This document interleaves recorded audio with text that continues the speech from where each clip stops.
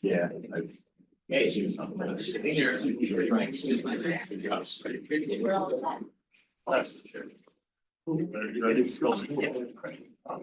Morning, everyone. Call the Montgomery County Planning Commission meeting, monthly board meeting for Wednesday, May 14th to order. Let the record show we do have a quorum in the room. We have Nicole and Sandra joining us online. And both are expected to be in the room at some point. That'll start with any board comments. Any board comments before we get started with our agenda? Anybody? Okay. Then I would ask for a motion to approve the Montgomery County Planning Commission's regular monthly board meeting minutes for April 9th, 2025. Is there a motion? So moved. Is there a second? Second. The move to second, or any comments or corrections in the meeting minutes? Seeing none, are there any negative votes in approving the meeting minutes? Okay. And we'll have public comment. Is there any public or staff comment before we get started with our agenda? In the room, online, under the table, any of the above. Okay. With that, then we'll move on to our first order of business, which is Montco 2050 Advisory Committee update on people, places, and jobs. And it wouldn't be a meeting without Ann. Good morning, Ann. I'm gonna have to start doing Chloe too. Yeah. Yeah. Yeah, I'm gonna have to start getting sick of me also. Start? Never. Start. Morning. Morning. We have a new, This is a Pointer? laser. No, this is the laser. okay, That's fun. I promise not to point it at Steven. All right, You know it's not a lightsaber, right? it's not a lightsaber. It's a lightsaber. Yeah, that's okay. So, Chloe and I are here to present to you this morning the last of our topical presentations on Montco 2050, or at least the background information and the research that we've been doing into creating Montco 2050. This is people, places, and jobs. It is a combination of information on demographics, economics, local downtown development. So there's a lot in here. And if you want to go to, I get to go to them, right? Yes. Okay. This is pretty much where we're at. So for those of you who are new to this comprehensive planning process, I guess it's you, Kyle. We have been meeting with an advisory committee of individuals, and since the summer of last year, we had been working on this plan prior to that. We are several years in, and the advisory committee is about to hear from us in mid-June on what we think the vision, themes, goals, recommendations of the plan is going to be. So that's a big jump for us. This is the last of the key topics, I suppose. So we're taking all of this information and shifting gears a little bit.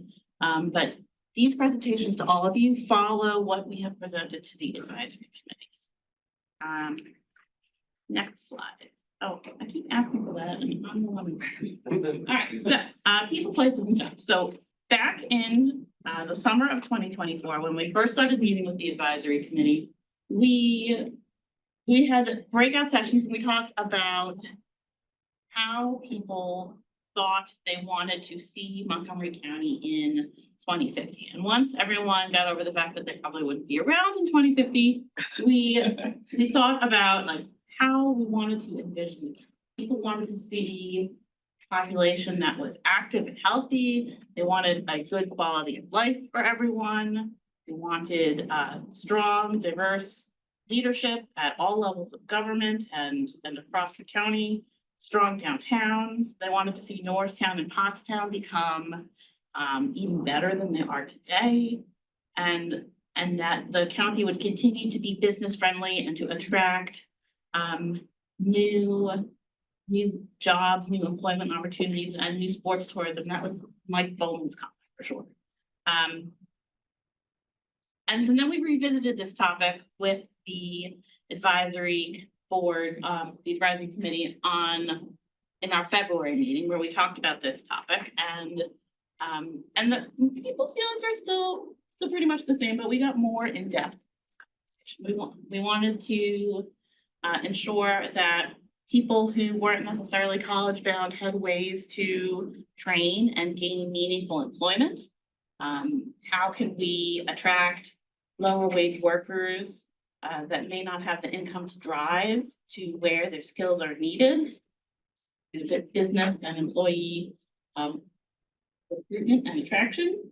Well, we talked a lot about mental health issues and how we can provide opportunities for people to socialize and interact and find meaningful ways to meet other people.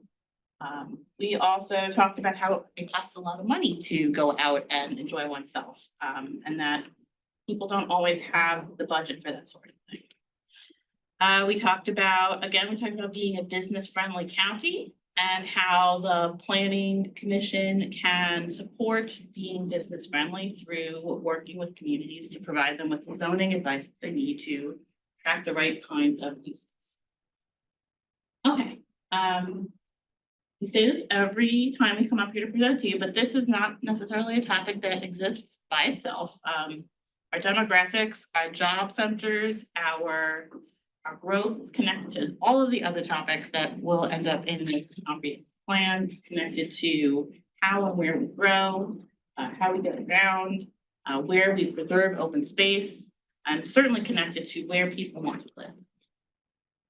So, moving on to the trends. I'm going to talk a little bit about some of the demographic trends, and then Chloe is going to talk more about commerce and economic development. So, our demographics in the county are shifting. No surprise, I think. As of the 2023 American Community Survey census data collection, this is a 5-year estimate on our population and where it exists. We're changing. We are still primarily a Caucasian county. These are statistics that people self-identify. So we are still primarily Caucasian, but the numbers of people who identify as Hispanic have increased since the 2010 census, I believe, by 59%. People who identify as African American are up nearly 20%. Our Asian population and people who identify as 2 or more races have increased significantly as well. So while on the surface, you would look at this pie chart and say, well, still mostly white, our diversity is changing, and that matters because it matters to a lot of people in a lot of different ways, but it matters to the county and how we communicate with people, how we deliver services to the public. And this underscores that information as well, that not everyone in the county is a proficient English speaker. We certainly are still primarily a county where people can and do speak English, but we have a significant portion of the population that speaks other languages or doesn't speak English at all. We need to be mindful of how we communicate, not just the Planning Commission's data and information, but how we provide access to our parks and trails and what our wayfinding system be. How we let people know that we have senior services or provide flu shots or other health services. People should move to Montgomery County and feel welcome. Scott just mentioned to me that is likely going to be a topic of conversation at tomorrow's commissioners meeting. So, making sure that we are mindful of these demographic shifts and how we work is, I think, important. And what's the difference between those two sides of the? We'll see because it's up there, You can't see the upper On the right. left side is households, what what language households speak at home. That isn't about whether they can speak English or not, it's about what they do What speak they in their can own use. house. So 16% of households speak a language other than English at home. That's right, regardless of whether or not those people know how to speak English. And then on the right is the percent of households that have no one in the household who speaks English proficiently. So only 2.4%, which is still thousands of households, there's no one in the household that speaks English well. But on the left, you can see that 16% of households don't speak English at home. They speak another language at home. They choose to. They Right. choose to, right, so maybe it's for the fluency of their children to learn a language other than English. Or that they're more comfortable in for whatever reason, lots of reasons. Right. They, Like my former in-laws are Russian and they certainly can and do speak English, but at home. Much to my chagrin, because it means I don't understand a word they say, they like. Obviously talking about you then. Exactly, that's exactly right. All right, moving on to how we are aging. Some of our communities are home to more older residents than others. In 2020, the median age of our residents really varies by geography. Some places you are probably not surprised to see have a young population. Places with college has a relatively younger population. Other communities maybe that are home to more age-restricted communities and other senior-friendly amenities have an older population. And it's interesting to see how our communities differ in this. And are all those boroughs very young? Is that why they're all like, it's hard to see whether they're white with nothing or they're the lightest 25 to 36.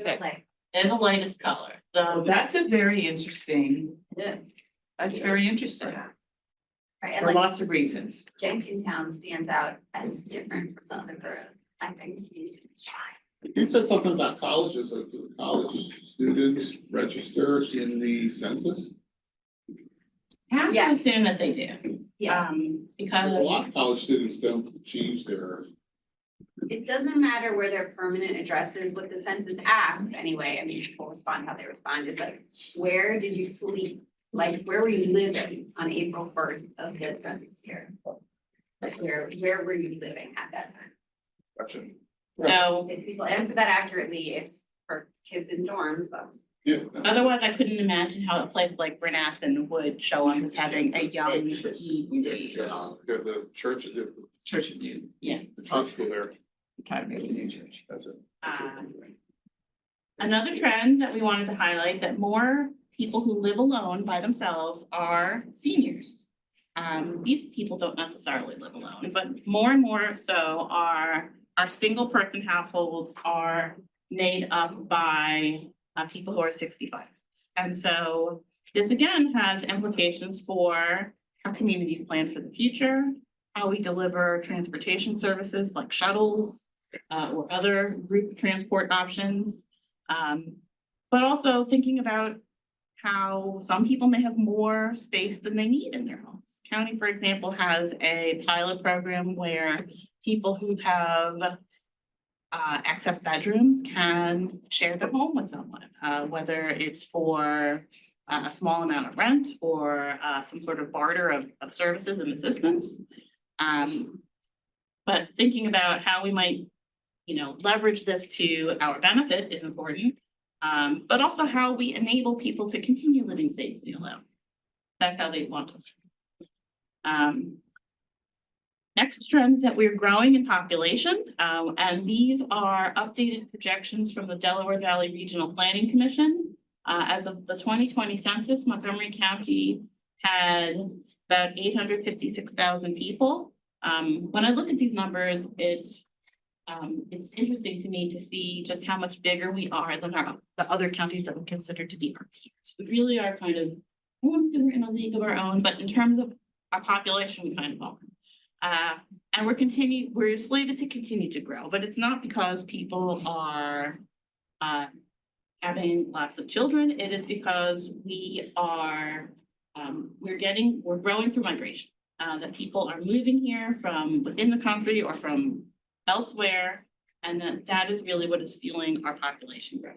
Whether or not that changes due to federal policy, hard to say, but this is the current projection that we will grow to over 100,000 residents, or what will grow by over 100,000 residents by 2050. And I know we keep talking about this, like we've mentioned it before, so that we anticipate that some of our communities are gonna grow a lot. Some won't grow very much, but almost everywhere we see some level of growth taking place. Bridgeport at the bottom of the list. It is a percent change, but there's a lot of construction taking place in Bridgeport right now, and we anticipate that those homes will be built by new residents. So it's still fairly a small population that lives there, but percentage wise. What's the population of Bridgeport? A couple of thousand people. 5,000-6,000. Yeah. The typical borough. Yes, yes. But over time, maybe it looks a little bit more like a Conshohocken and less like a Bridgeport. And in Green Lane, we would be up to 6 instead of. Once those sidewalks, those new sidewalks that we're helping to pay Did for. you see them? Are they done? No, but they're dug out, it's a step in the right direction. More than ready for that. So those sidewalks will bump it up to 8 people. They're so narrow, they're so narrow that I'm afraid we're gonna drop in population if anybody tries to use them, so I'm not quite sure. You think that 2.4% would warrant another traffic light up there? No, Yeah, I don't think so. don't say no. So here are the raw numbers. Here's the raw numbers. So, okay. We need 12 people in Green Lane. Other year. No, Next 30 years. no need to panic. That's to 2050, so you got time. Encourage them. Ease into that, you don't want to do it.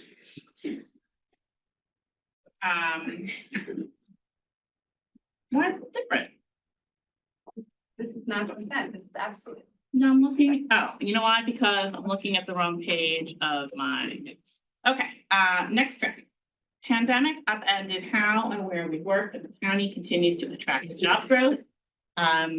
We have lots and lots of people working here, and lots of people who live elsewhere and commute to Montgomery County for the opportunity to work here. But what was interesting to us when we looked at these numbers is just how many people commute from fairly far away. Montgomery County job number, these are people who live and work in Montgomery County, that top line, in blue, I guess. That number has gone down over time for the percent of people who live and work here has gone down over time. The numbers of people who live elsewhere and work here, the one that has gone up the most is this magenta one, people who live in locations that are not the ones listed below. Don't live in Lehigh, Berks, Lancaster, Bucks, they live further away. I couldn't tell you if these people are telecommuting or only coming to Montgomery County once or twice a week, but they are living elsewhere and working here. And so it could be because that's what works best. It could be because they can't afford to live here. It could be because they go other places a couple times a week, but we found this kind of interesting that the shift is to distance. Do you know how, that one's really curious, do you know how that question was phrased? So if you work for like Merck or that's in Montgomery County, but you live in South Carolina, did you say you work in South Carolina or you work in Montgomery County where Merck is? Do you know how it was phrased? It's where the place of work is. So in my hypothetical, you would say you work in Montgomery County. So that maybe it's in line with kind of the pandemic for exactly the hypothetical I gave, which is if you moved to South Carolina during the pandemic, but you work for Merck, You say I work in Montgomery County, but you don't live anywhere near here. True, but you can look at this line, you see the last 3 years are 2020, 2021, and 2022. But they're continuing a trend that did not start in 2020, so. It's been trending up. I'm sure it's a combination of things and people, I'm sure some of it is people who are only working remotely, but not all of it, I don't think. And you know, the other one that's gone up is Chester County in the red, it's a little hard to see. It hasn't gone up all that much, but most of the other ones are fairly flat, which is kind of. This one. Steady, This slow. darker orangey red color is Chester. So that's gone up a little bit from like, 5% to maybe closer to 7.5% or 8%. So the number of the people in Montgomery County, percentage has gone down. Do you know what the absolute number is? that's People that are. No, Montgomery- I don't have that number in front of me. the number of people that both live and work in the county. It's gone up very slightly. So even though the percentage has gone down, the absolute number is going up. Cause job growth has been huge. Right. And when you look like it, like with the Chester number, right across into Chester, whether it's Phoenixville or right across from Pottstown, where the development, if you look at those maps, you can see that there are people, you know, growing in those communities that just come across the river, you know, so. Right. It's not hard to imagine a short commute from a place I'm like surprised Chester. that Berks is not higher because the housing prices, I've always thought were so much less in Berks and you could come into Montgomery County to work more easily. I'm surprised that that hasn't. All right, I believe I got one more slide to share with you and then I'm switching to Chloe. How people get. We certainly had a growth in people who work from home. That is no surprise. Even here for people who work from home. But something that struck us as interesting here is how people use public transportation. Lots of people drive to work by themselves. That's not a surprise, but we like to count that Montgomery County has excellent access to public transportation.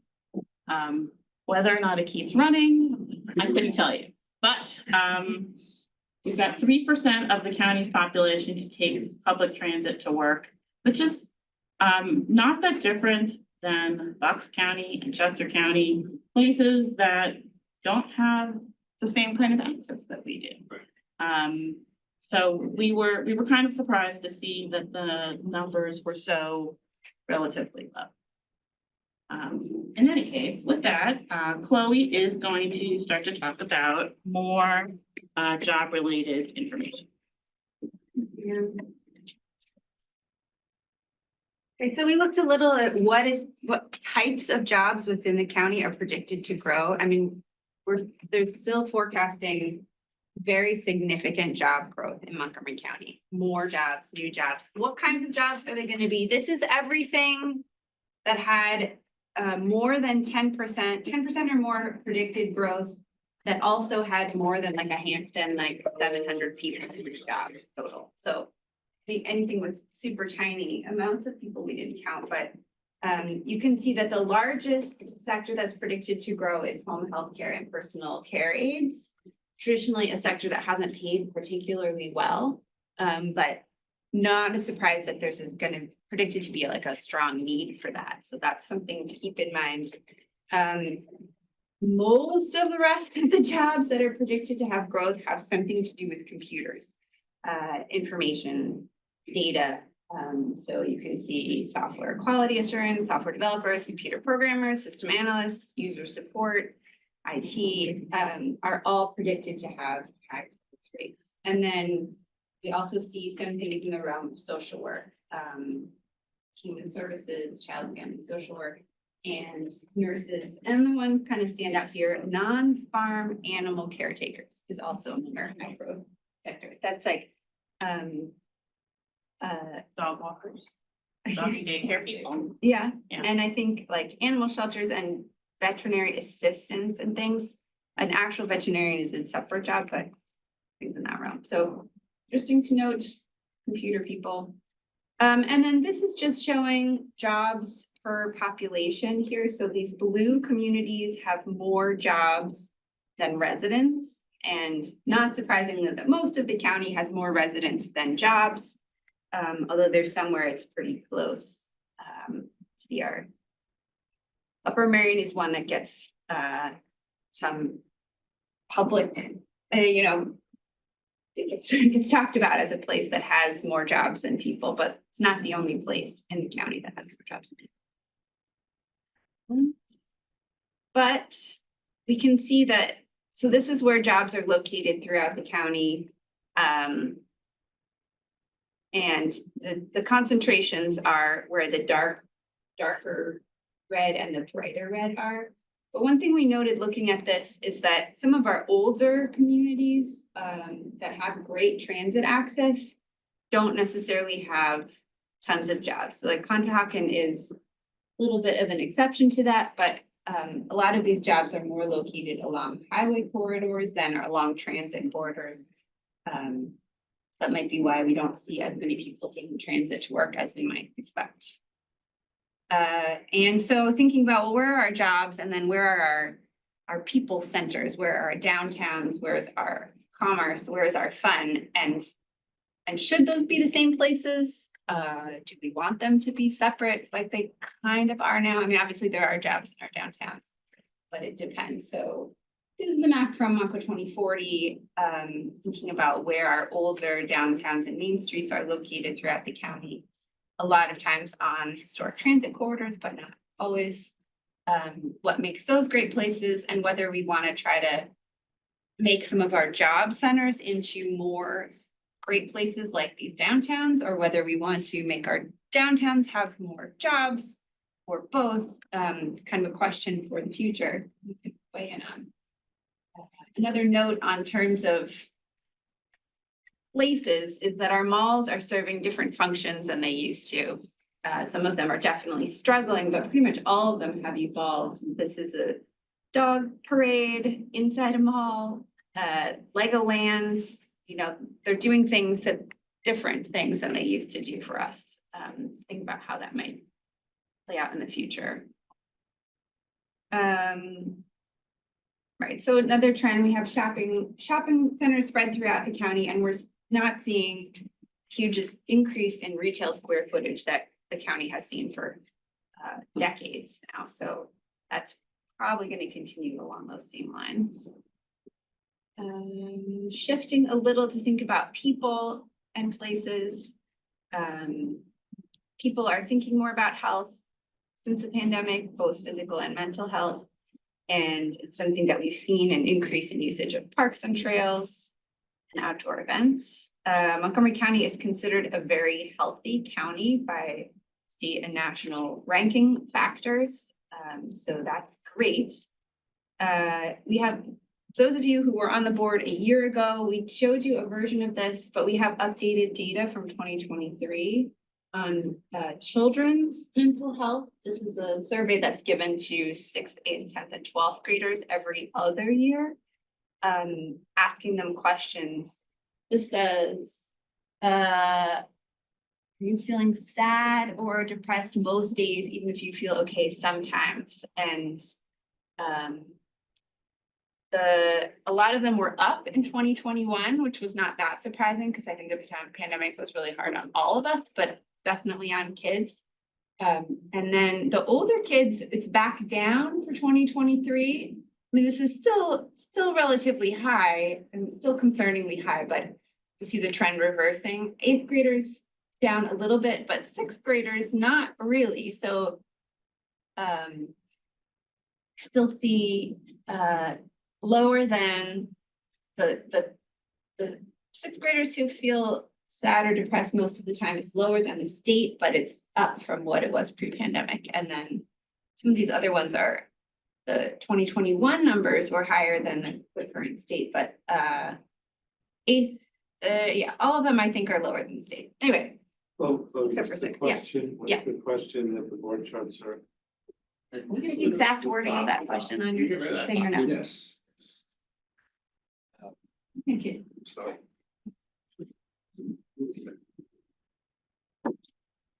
Thanks for that. There's another. In the past 12 months, have you felt depressed or sad most days? even if you feel okay It's sometimes. still a staggering number. It still feels very high, very high. Claude, but how much also is the talk of mental health that children might not have known? I mean, the awareness even of parents of these issues with their children. I mean, I'm not trying to minimize Yeah. these numbers, but the awareness and the conversations where there may never have been a conversation what it is when you're very young, that it's acceptable even to acknowledge or what just the breadth and depth of understanding of emotional issues in kids. This only goes back to 2000, it only goes back 10 years, so thinking. We can't necessarily compare it with our childhood because it doesn't go back that far. Do you know what I'm saying, I though? can see I if we mean- went back to where our childhood, maybe you're right, where that mental health aspect wasn't necessarily talked about or even, contemplated in the open like it was today. It's more readily. It's more of an open conversation than it used to be, especially when I was growing up, so. But this only goes back to 2015, it's Probably weren't gauging this or even asking these questions, 35. I'm not sure how long the survey's been running. Or how far back they do. Well, we know that it's consequential and Right. it's an area of great concern. And what we do about it with the comprehensive plan is then, close to 30%, 8th grader, and almost all of them is staggering. it is staggering. But if you stop to think that 2 in 5 kids feel sad or depressed most days, like that's a lot. It is, no, that's what I'm saying, Right. I'm not trying to minimize it, I just agree wanna that understand It's it. more socially acceptable, I think, to voice these feelings. That's right, And it's an anonymous survey, so right, no, that's what thank you. Right, so- Thank you for No. coalescing my Yeah, brain. I into hear something you. More understandable. but I look at how my 6th grader socializes with his peers. It's remote, right? You hang out and you play video games, that it's not the same as being face to face with your friend and goofing off in the backyard. Times are different.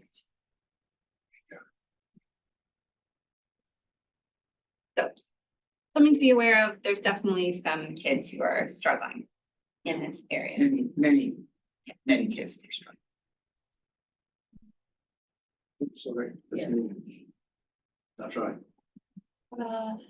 And then finally, we've looked at some data related to this in the past, but this was some new, a new study that was done called Children First.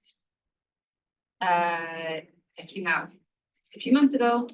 It looked at, if you divide all households in the county up by income into 5 groups, so you've got 20% of households that make the highest income, they're up here. And then this is adjusted for inflation. So in real dollars, the highest income group has increased their income over time.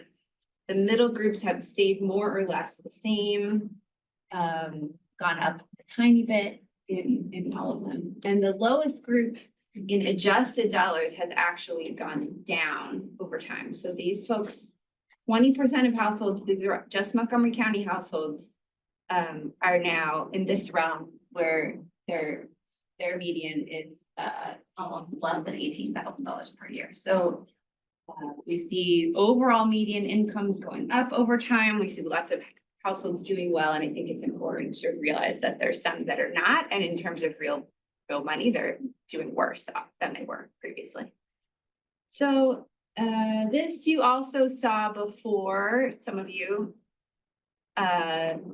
Again, same thing. This is a measure of what it actually costs to live here. So United Way does this because the federal poverty level is set so unbelievably low that even people making double or triple the federal poverty level still struggle to meet basic expenses. So they calculate kind of what's the minimum you can get by on to live and eat and get where you need to go. And then they figure out what percentage of households are making less than that. So their United Way's calculation is that in Montgomery County, 29% of households are not making enough to meet basic expenses. But then if you break that out by group, you can see that some groups are struggling more than others.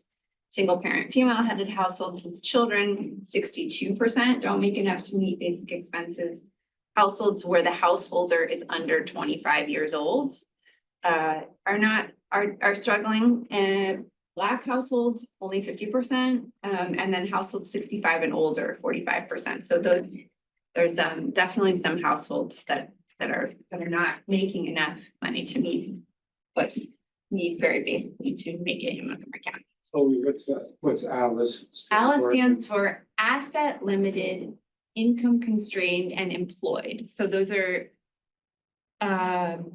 what they look at is the gap between the federal poverty level and what you need to meet basic expenses, but these numbers represent those added together. So the 29% is just anyone making less than what they've assessed, any household making less than what they've assessed needs in the county, but they've named it for this group of people, which we know exists, who are making more than the federal poverty level, but still really, really struggling to find housing, to have enough. I mean, we just look at the number and we say, I mean, what planet are you on?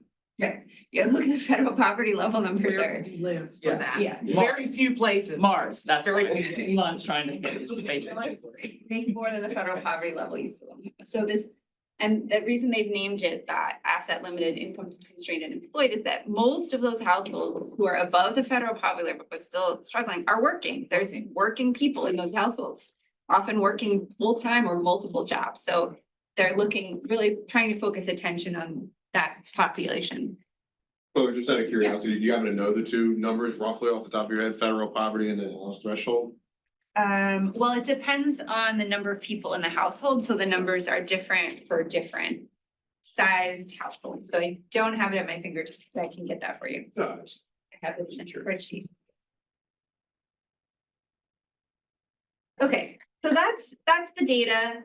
It ends on kind of a downer, and I think that those last two slides are really important to know about and keep in mind. But it's also great to recognize some of the great things about the county in terms of the topics we're covering today. The county's really a jobs powerhouse. There's lots of jobs here, and job growth has been very strong and is predicted to continue to be very strong. It's a very popular place to live. You know, we talk about the problems that this creates in terms of demand for housing and transportation issues, but it's popular because it's a great place. I mean, the county has so much going well, and overall residents are healthy on lots of measures.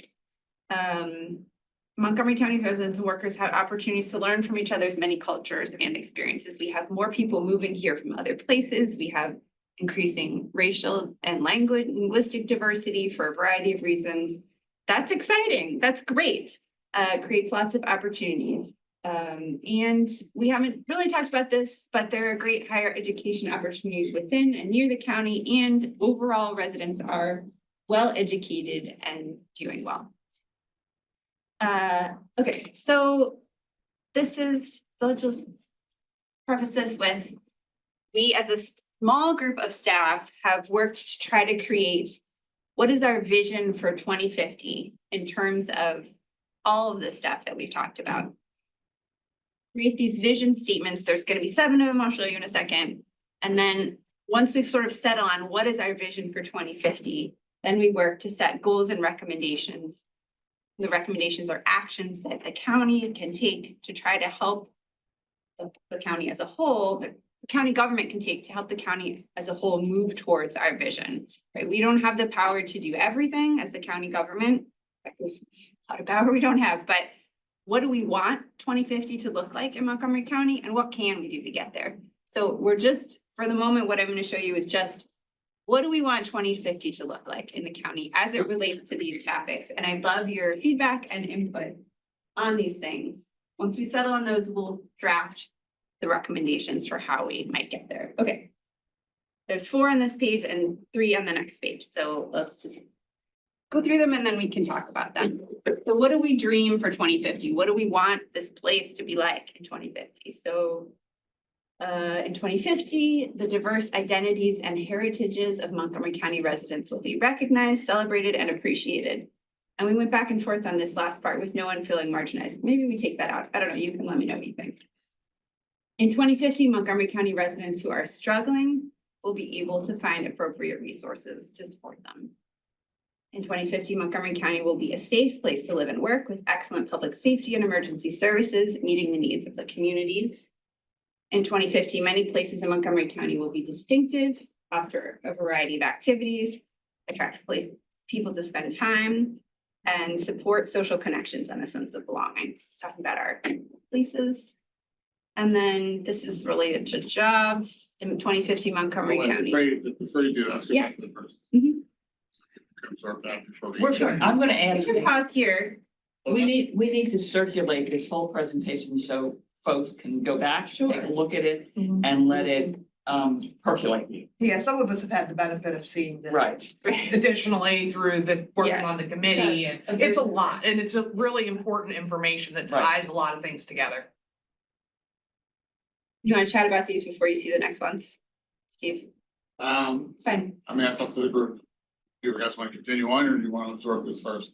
Actually, I was just gonna say in response to what you just said, Dulcie, these are just some of the vision statements, and I'm guessing that we will come back to the board with a presentation that's I about mean, we're all missing- of the vision statements, and I'm wondering if We must need dots. We need dots that people would prioritize. I mean, because that's really, I mean, not that none of.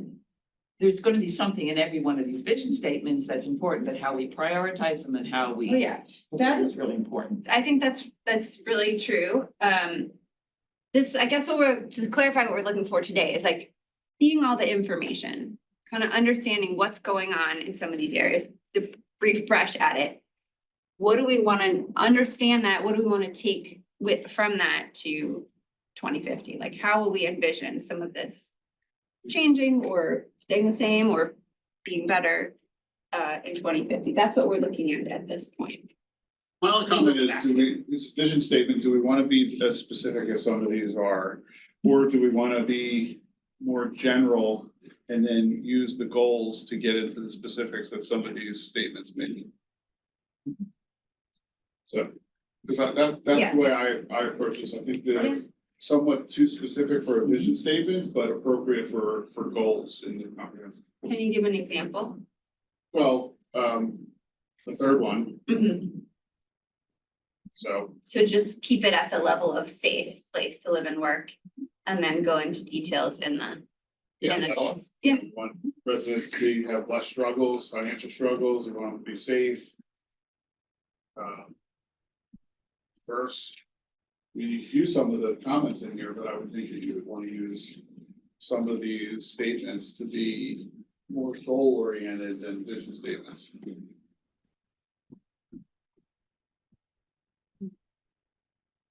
So in the end, I mean, that's really, this is just opening the door for the goals, and then the goals are where, you know, as you know, every year we go back and look at the comprehensive plan and see where we're headed with achieving some of those goals, or where we're lacking in achieving those goals. So I think that's when we wanna, that's where the information should be a little bit more specific and should be a little bit more aspirational. And then we get down to action steps, that's also.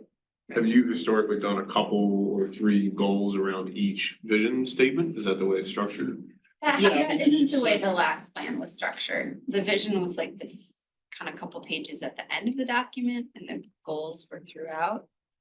And we're trying to tie them a little more together to picture what we want 2050 to be like, and then what kinds of things need to happen in order for us to move in that direction towards that for 2050, to tie the goals and recommendations a little closer to vision statements. Vision statement is the Declaration of Independence. The goals and objectives is the Constitution. I guess it's kind of true. Sure. Whatever you say, Stephen. I guess I'm just wondering if you as a board would benefit from looking at all of them, all at once. Let's do the other one. Let's look at these three, since they're on this slide. Montgomery County will continue to be an attractive place to start a business. Montgomery County will have well-paying jobs in a wide range of sectors. Montgomery County businesses and institutions will be able to find qualified workers for available jobs. For the jobs and workforce related ones. First draft of them. Do these 7 vision statements address the issues that were brought up in the presentation? If we achieved these, if we reached this vision in 2050, will this get us there? With that. Go back, sure. I can go back and forth as many times as you like. There's no visions, there's no component of this that talks about the natural world and. Right, because that's not the topic we were on today. Oh, okay, so we're just This doing the is people just people, places, places, and okay. jobs. That's why Anne is saying there's a ton of other ones. Yeah. What I'm asking is, based on the Perfect. presentation we just saw, did we address the issues that we've raised there? I don't see anything, we all reacted to the mental health issue. I don't see anything. I'm just in wondering there that same mentions thing. mental health. Yeah, it's sort of Shouldn't be separate. incorporated, tried to be incorporated in this one, but maybe we need something, because, you know, financial struggles are very different from mental health struggles, and And a lot of times they're connected. that's true, definitely. So I think it would be worth in putting together the vision statement is to emphasize that there are specific. I'm not telling you Yeah. specific ways I would write it, but there are struggles specific to financial, and there are struggles specific to mental health. And that really recognize that sometimes those are directly connected. Now, I don't know that that's not a goal, Right, but also I think it's something worth putting in a vision statement to address that the county should be proactively addressing that both of those struggles are increasing.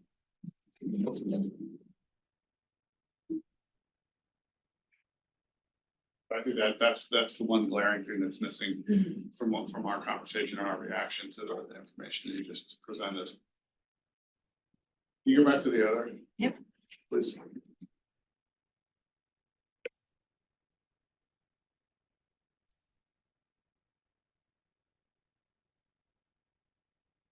Yeah, once again, I think my opinion is these can be coalesced into one comment and then be more specific in the goals.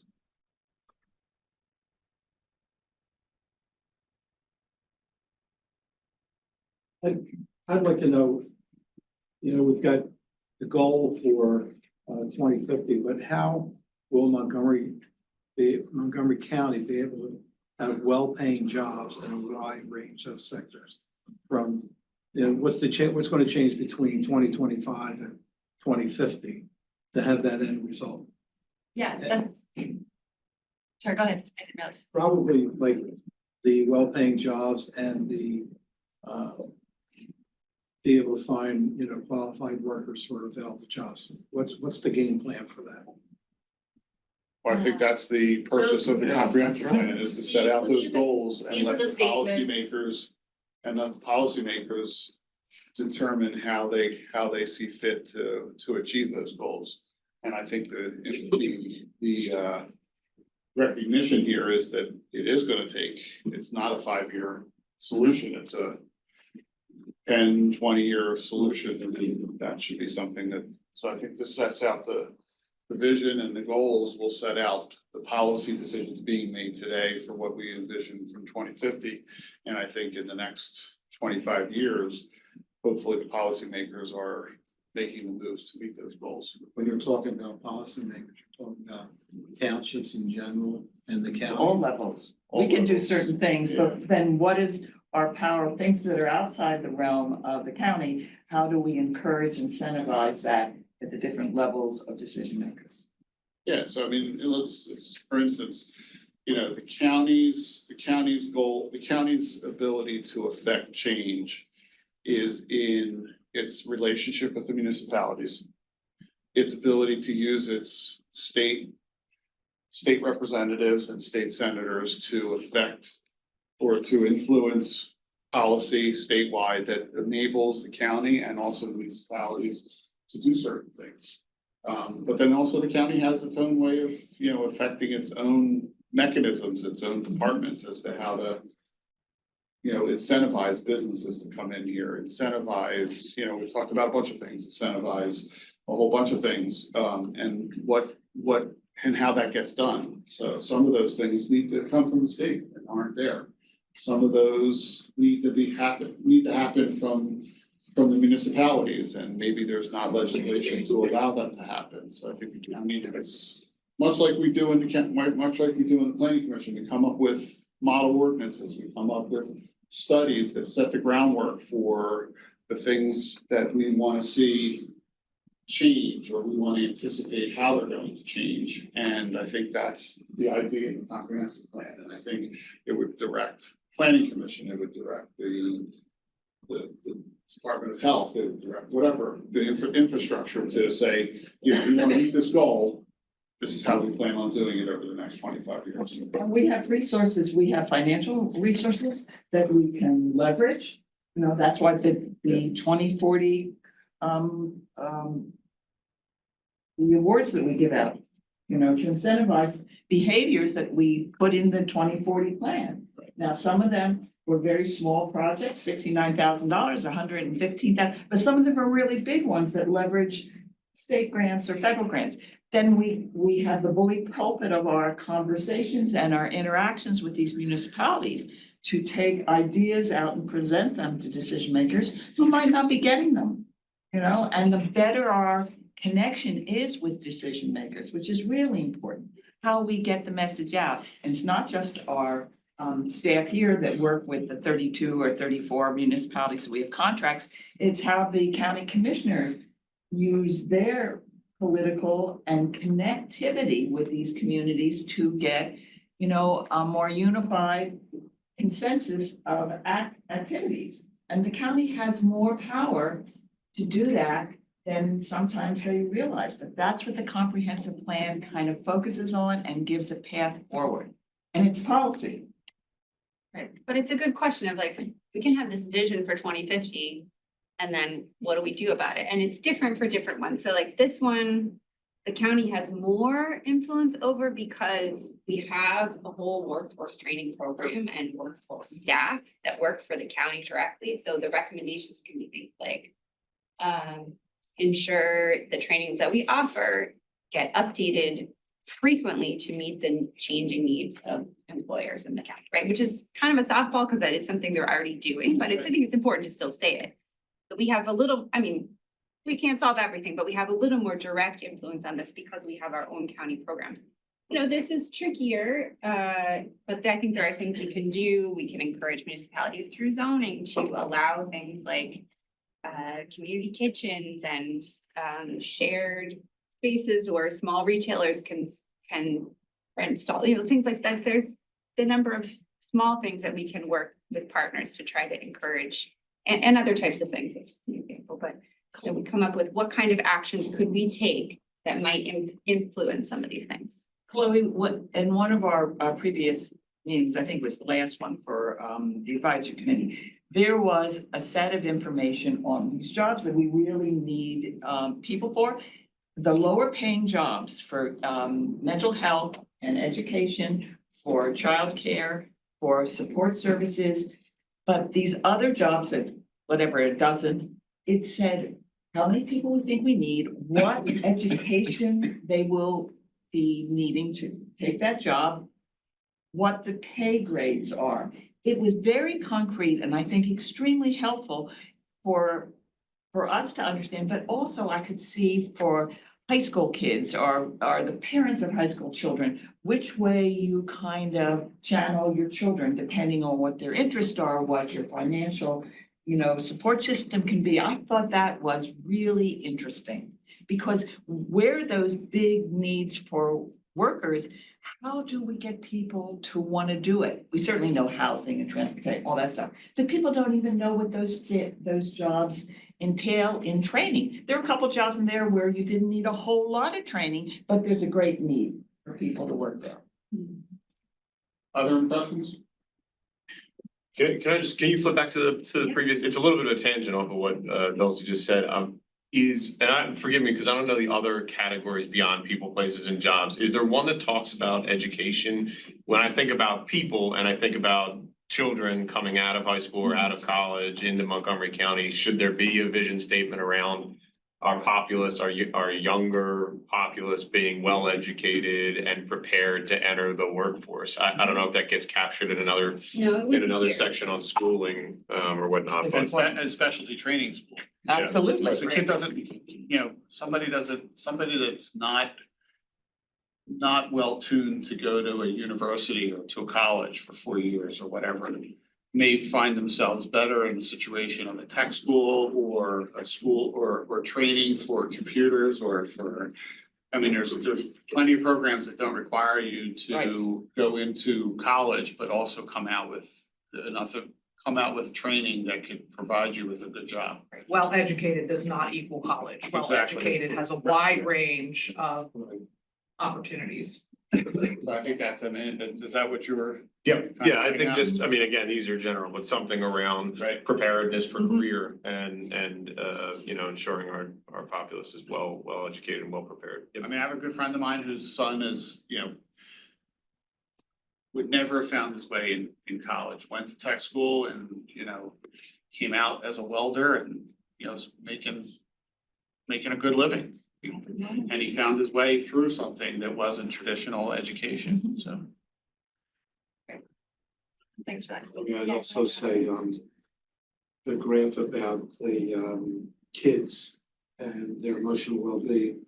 I think we also need to understand that a lot of seniors who live alone, which was another chart that you did, also have lots of mental health issues. And so when we get to the goals and objectives, we don't want to leave that cohort of people out. That's where the home health care increases in jobs or something. Yeah. It's Kelsey can tell you all of that. Other impressions? A lot of stuff.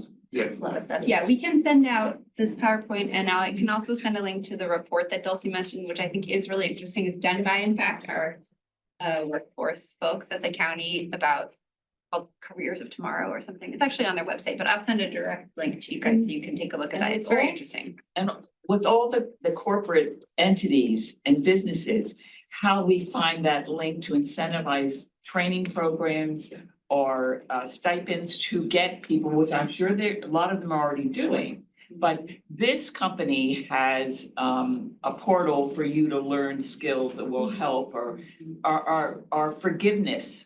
If you come and work for us for 4 years, we forgive 50% of the debt that you have for whatever the training, and those kind of things that will incentivize kids to fulfill these spaces that we need filled. Seems like you're constantly changing, dog chasing a tail, but at this point in 2025, in 3.5 years, there's gonna be another census. So by the time this really comes out, the numbers will be good for 2.5 years, 3 years, and then all these numbers are gonna potentially be impacted again. But you're also basing it off of trends, so. Also, I agree. Yeah, you're saying, But some of the numbers are saying gonna where, be different, those trends will either continue or That's really they'll. true. Some things we get good data on every year and some things we only get good data on every 10 years, so. Plus, we need a reason to keep coming back and making presentations every month for students. Job security. Yeah. Yeah. Yes. But it also underlines my feeling. The comprehensive plan is really important. It's important for a vision and a pathway for decisions at this very large county that's going to have more people, more jobs in the next 20-25 years. But it also allows people in the municipalities to find resources and use our policies as a stepping stone to decide what they're going to put their resources on and maybe attract resources, because you say, this is the policy of the county, we want to do this. It does help. All right, what else we got for this? That's it. We're done. Okay. Thank you. Thank you very much. Thank you, Geoffrey. For your ongoing, What's next for the 2050?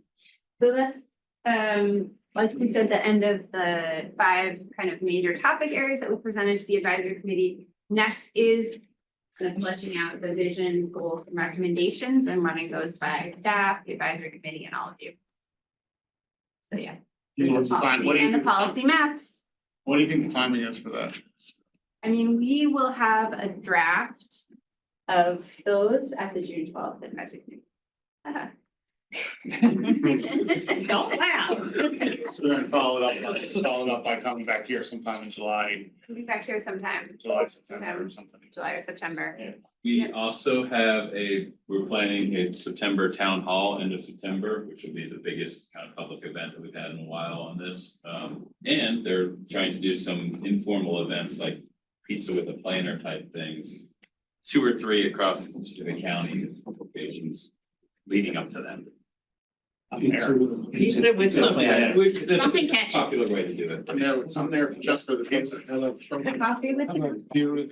As long as the pizza doesn't have pineapple. And ham. I don't understand that pineapple. It's not pizza, like on your pizza. It's just, I don't understand the pineapple and I grew up with my mom, my dad eating it. I do too. And anchovies is disgusting. So I'm like, really. Are you a vegetables on your pizza kind of guy? You gotta plan ahead. Black onions are the worst. Black onion? In the I've never survey even heard of of black onion. pizza toppings that people hated the most. Yeah. Black onion. wasn't Send it to pineapple, the advisory black committee, olive. Anna. I don't understand. Oh, black olive, you said black onions. Oh, Oh, you yeah, like like, the black olive, yeah. Oh, Black olive. how we digress. That was my Wait, mom. what is in the vision plan? Alrighty. Did you get all that, Karina, for our order? For pizza?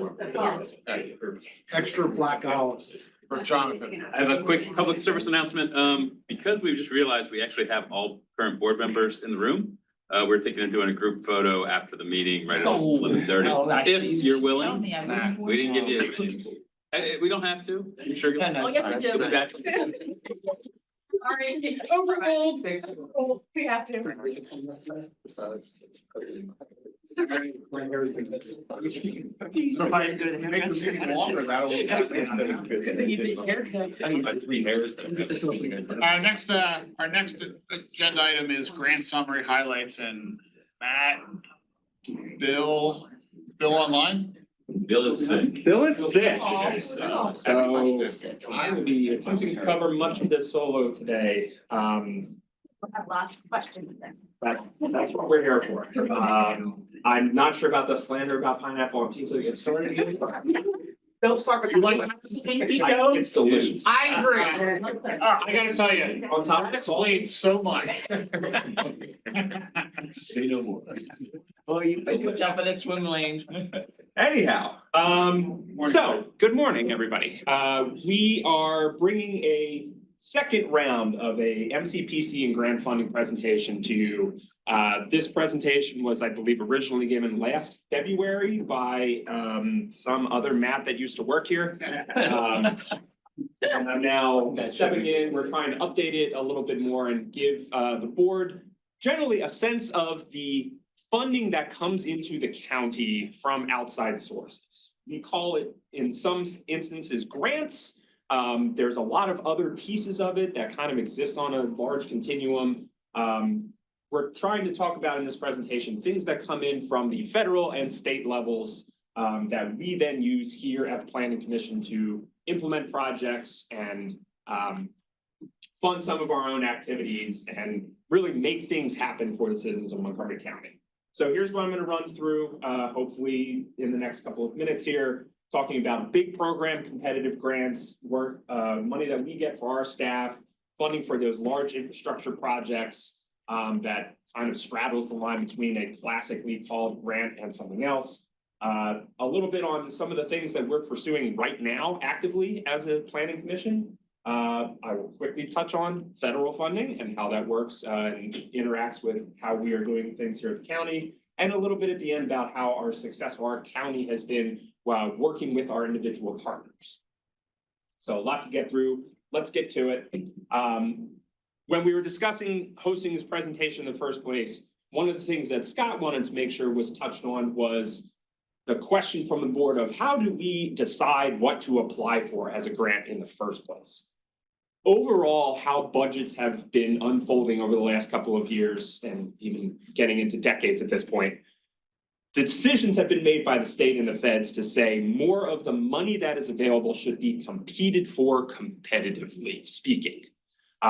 So we are funding a lot of our capital projects through discrete chunks of money that are handed out by our state partners, our federal partners, instead of those much larger block grants or formula funding that used to come in and have individual entities use the budget process to decide on things.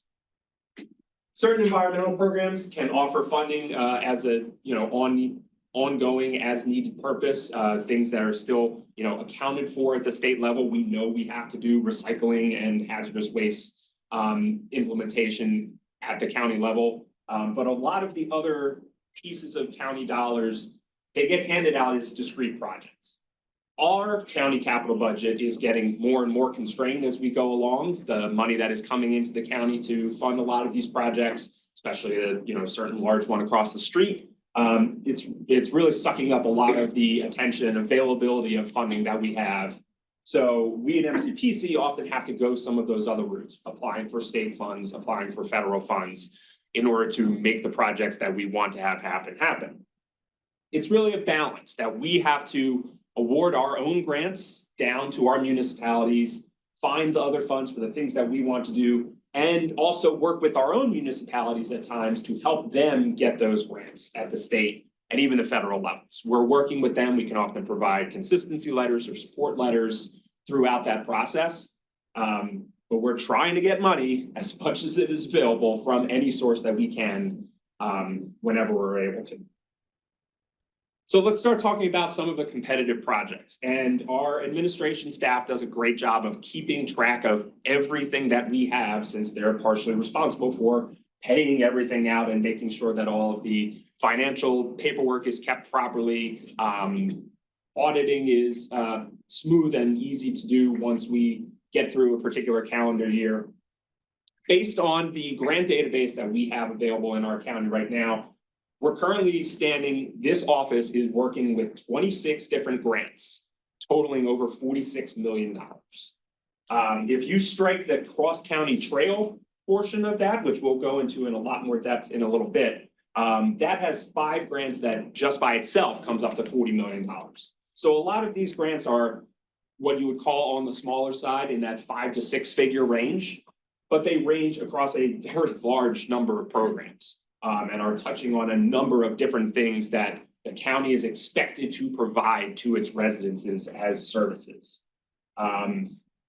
We'll touch on some of these more specifically going forward. First one, and I do have a phone a friend available in the back room to touch a little bit more on it, since this is now his bailiwick in terms of new management in section roles. The county stormwater. Talking?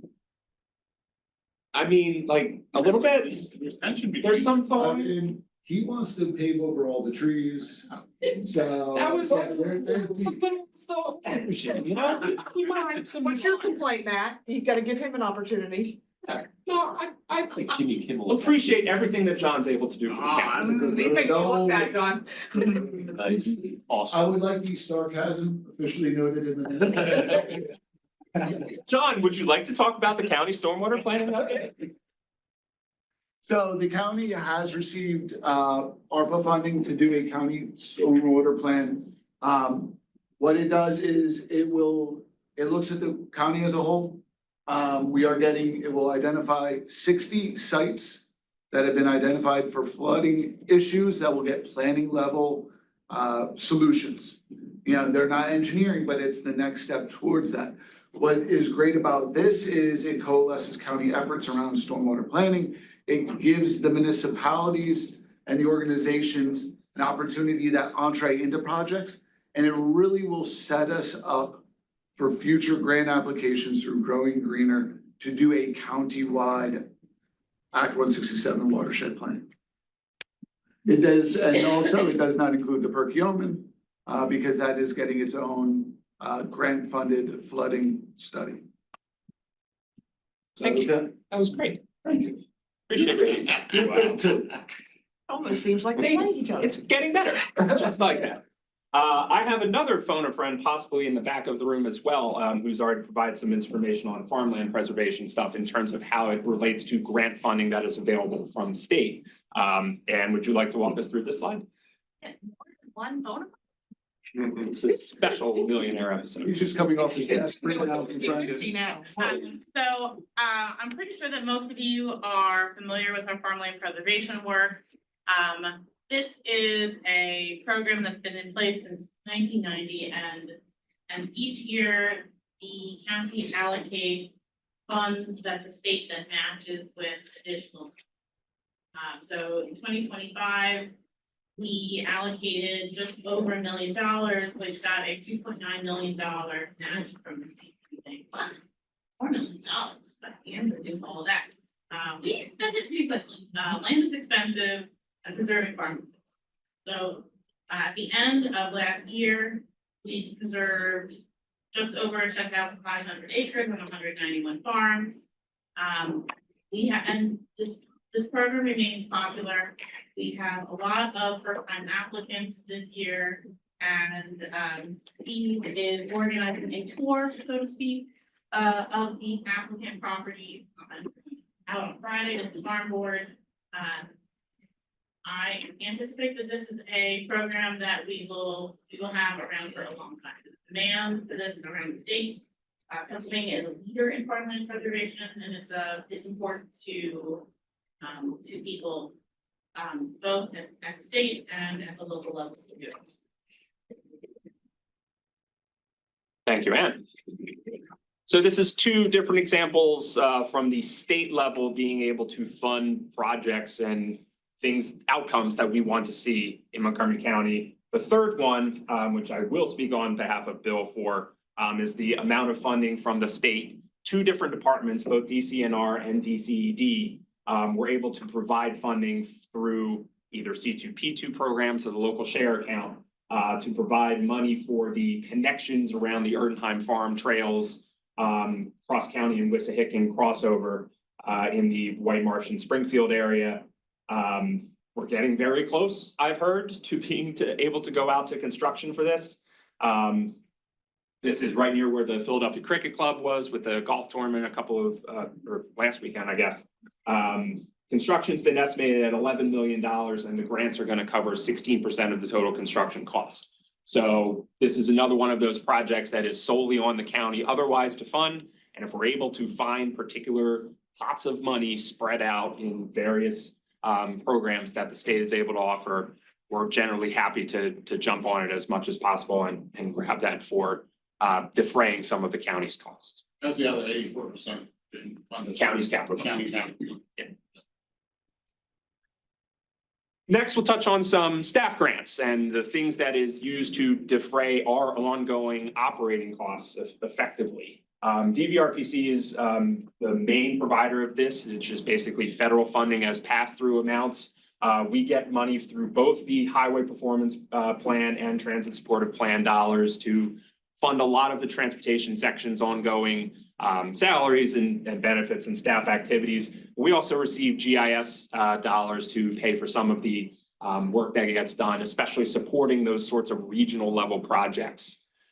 We also have a regional Safe Streets for All grant that is we are helping DVRPC's region-wide efforts.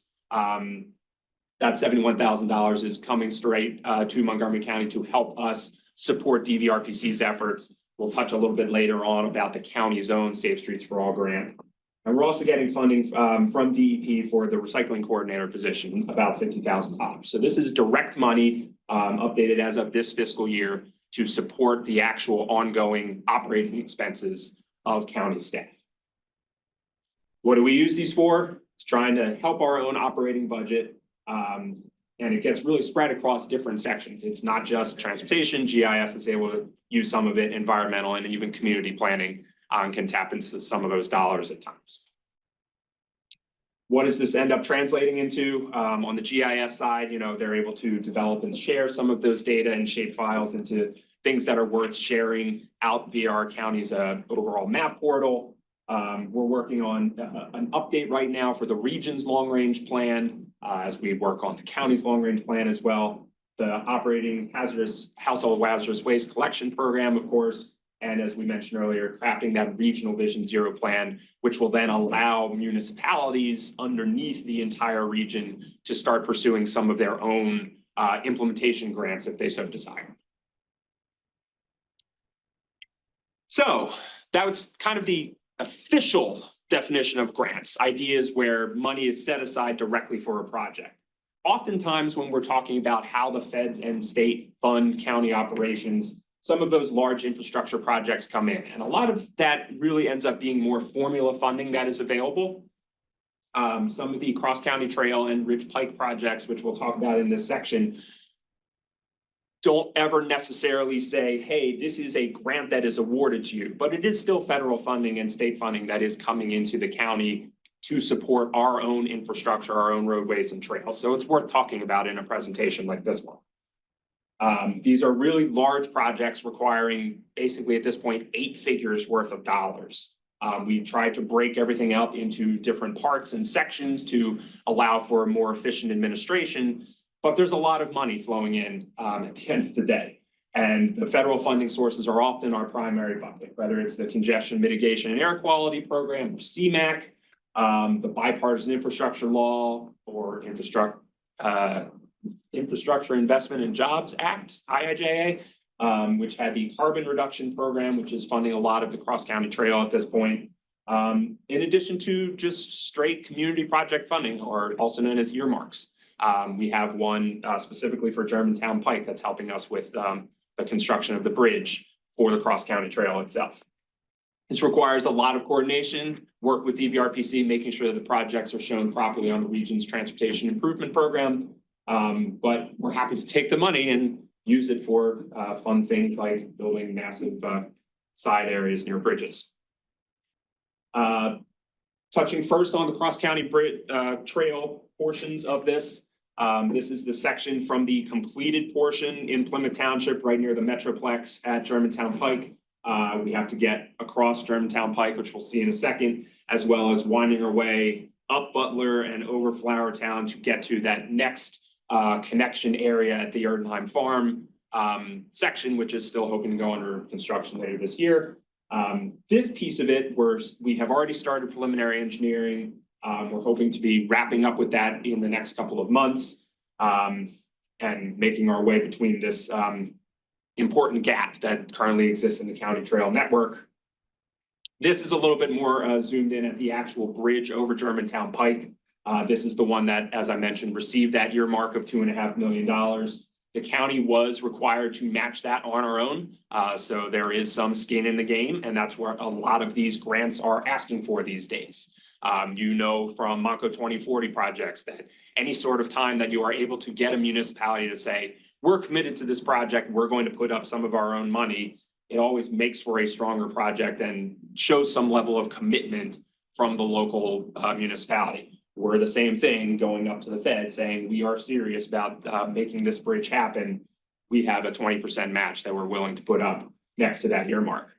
The $20 million in congestion mitigation and air quality funding is going to fund the overall construction of this trail segment from the current terminus over to the KYW property and the start of Erdenheim Trail. That one is fortunate in that does not require a county match. So this will be just straight federal funding. This is similar to how the Chester Valley Trail extension in King of Prussia, Bridgeport, and Norristown was funded. That was CMAQ dollars for construction and required no county match. However, the county did participate on some of the engineering and right-of-way purchases with a local match, and I'm assuming the same thing will happen with this project too. Overall, the cross-county trail has been very fortunate to receive a lot of the congestion mitigation and carbon reduction funding that has recently become available thanks to a lot of a boost from that IIJA bill. In total, $17 million in carbon reduction program funding is going to sections of the cross-county trail, predominantly on that eastern end towards Upper Dublin and Abington. That will be able to fund the engineering, the construction management, and construction inspection costs. All told, as we mentioned at the beginning with that grant amount, we're up to $40 million in federal funding that is coming to help finish out the county's major trail priority, the Cross County Trail. And we've started PE for 2 segments already, but we're going to be working on this for sure the rest of the 2020s, probably well into the 2030s. It just takes time to get all of these projects through, especially now that they have federal transportation dollar oversight. That means PennDOT has to be involved, and that adds a whole new set of reviews and time for how this construction can work. As you all probably know about the Ridge Pike project, we are trying to reconstruct all of Ridge Pike between Norristown and Philadelphia. Section B, which you see here at Bridge 257 over the Norfolk Southern Railroad tracks, is currently under construction. Out of the $40 million total allocated for the construction project in Section B, we spent $9.2 million in construction in 2024, and that's just on the construction contractor, JD Eckman. There was also construction inspection, construction management, engineering services during construction.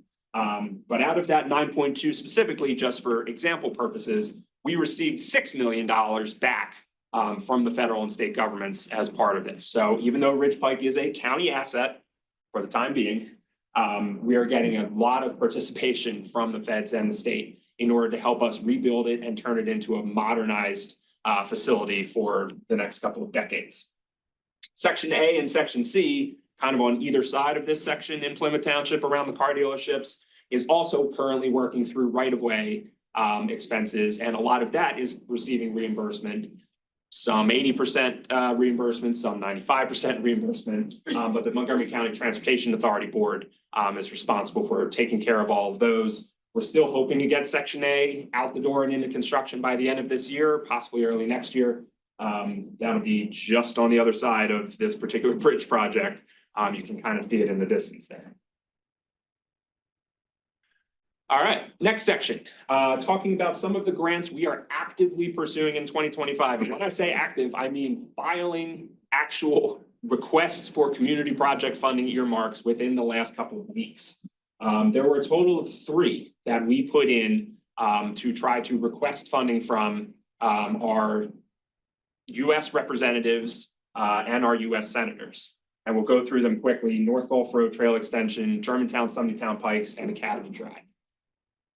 First off, the North Gulf Road Trail Extension. This is one that was handled largely by the Open Space and Trails team. Upper Merion is trying to grow out its trail network.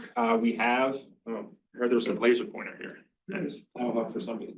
We have the Schuylkill River Trail running on the other side of the river from Upper Merion. We have the completed Chester Valley Trail running through the southern end of the township and into Norristown. There is still a connector kind of missing in the way here. And part of the issue is that parts of this have already been or are about to be constructed. As part of the finishing up of the 422 River Crossing project, a new trail segment will be extended down right about in here below the 422-23 intersection. There's also a trail that extends through the village of Valley Forge, separated multi-use trail. So the question has been, how do we knit all of these segments together and also connect to the existing First Avenue Linear Park, the hopefully soon to be underway Mohr Road Multimodal Trail and Linear Park, and then maybe over to the Crow Creek Trail on the eastern side or central part of Upper Merion Township. So we're trying to connect these in another fashion, especially running through Valley Forge Park, connecting some of the major destinations along the North Gulf Road corridor that runs through here. The county applied for $300,000 in community project funding grants. It actually had to go to 3 separate US congressional offices just based on how the district boundaries are laid out. Right at this spot here. Stop shaking a little bit. Right in there is actually the triple point for 3 different congressional districts: Houlihan, Dean, and Scanlon. So we are trying to let all of them know that we are interested in doing something big like this and providing a facility that would service the residents in their districts. The funds plus that $100,000 county match would cover the engineering costs specifically for this area between the Topgolf and the Village of Valley Forge connection that's already been done. So we are underway and submitted that request up to those three congressional representatives. Germantown, Town Pikes, as you may remember, the Montco Pikes report back in 2021 compiled information about how to make 6 of the county's major roadways the upgraded facility standards for the 21st century. And an awful lot of projects were provided on every single listed roadway. We now need to focus on which ones we can actually implement and which ones roads and bridges will be able to handle with their county capital budget needs and requirements over the next couple of decades. We focused on Germantown and Sumneytown out of the 6 total pikes, since they were the ones that really needed the highest amount of potential infrastructure investment. There's certain stretches in here where we're proposing widening for a center turn lane, widening for bike lanes, shoulders, sidewalks, everything else that needs to be part of a facility.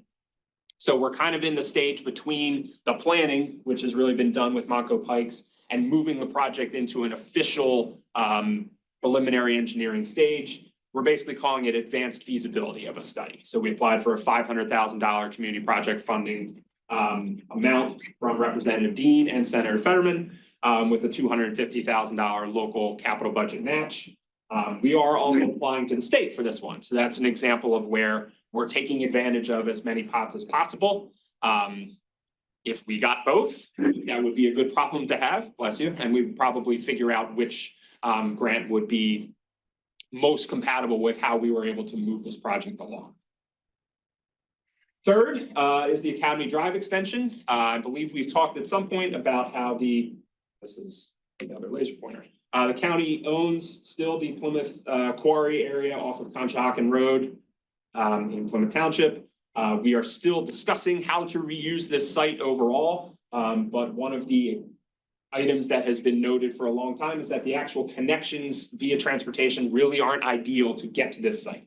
You have Conshohocken Road through here, you have Allenwood Road that kind of comes off to the edge here, facing Ridge Pike, but there's really no good way to get through between these two.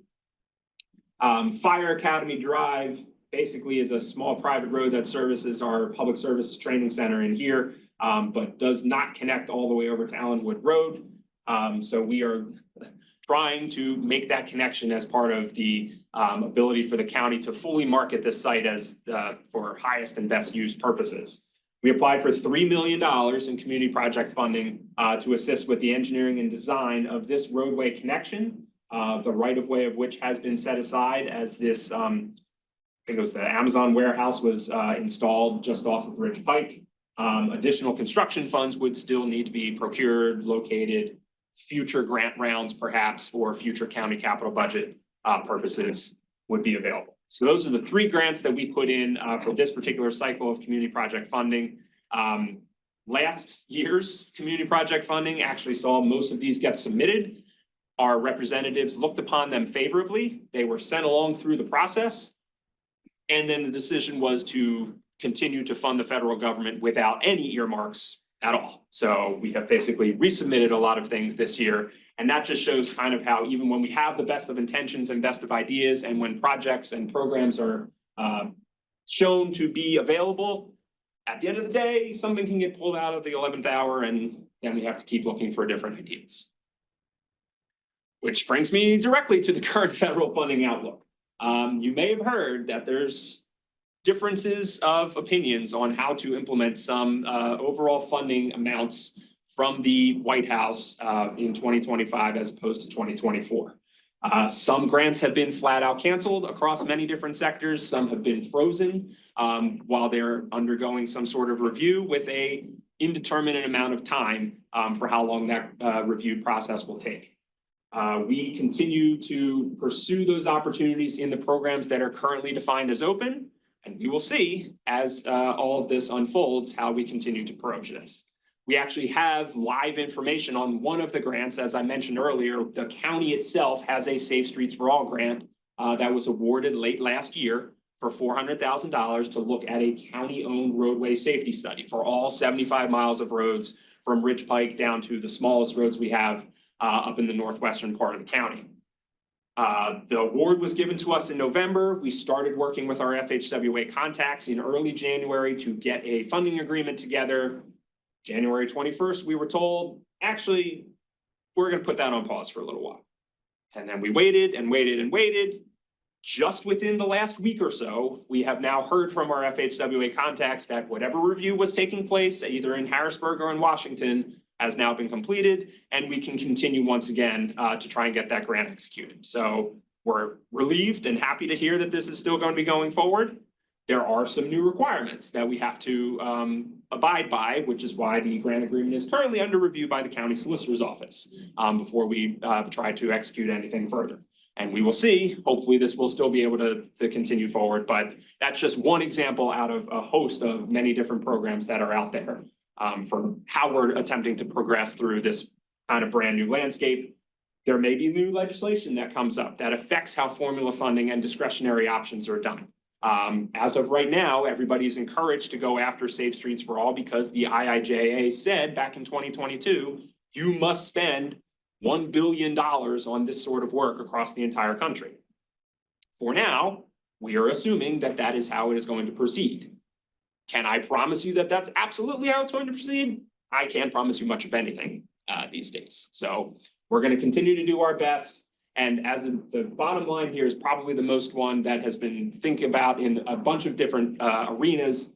If federal funds are diminished in one particular area, whether it's health and human services, transportation, other items, local and state funding sources are going to have to pick up the slack in one way or another if we want to continue to deliver the same sorts of levels of service to our communities. So we'll end up with some happier news, grant success throughout Montgomery County recently. We've had some pretty good success here in the county with, especially with our municipalities going after individual grant programs. You see 4 of the more popular ones that our municipalities are able to pursue. DCNR C2P2, we've received $4.3 million over 2022 and 2023. DEP's Growing Greener, 5 years worth has gotten us back $4.3 million across 26 different projects for watershed protection grants.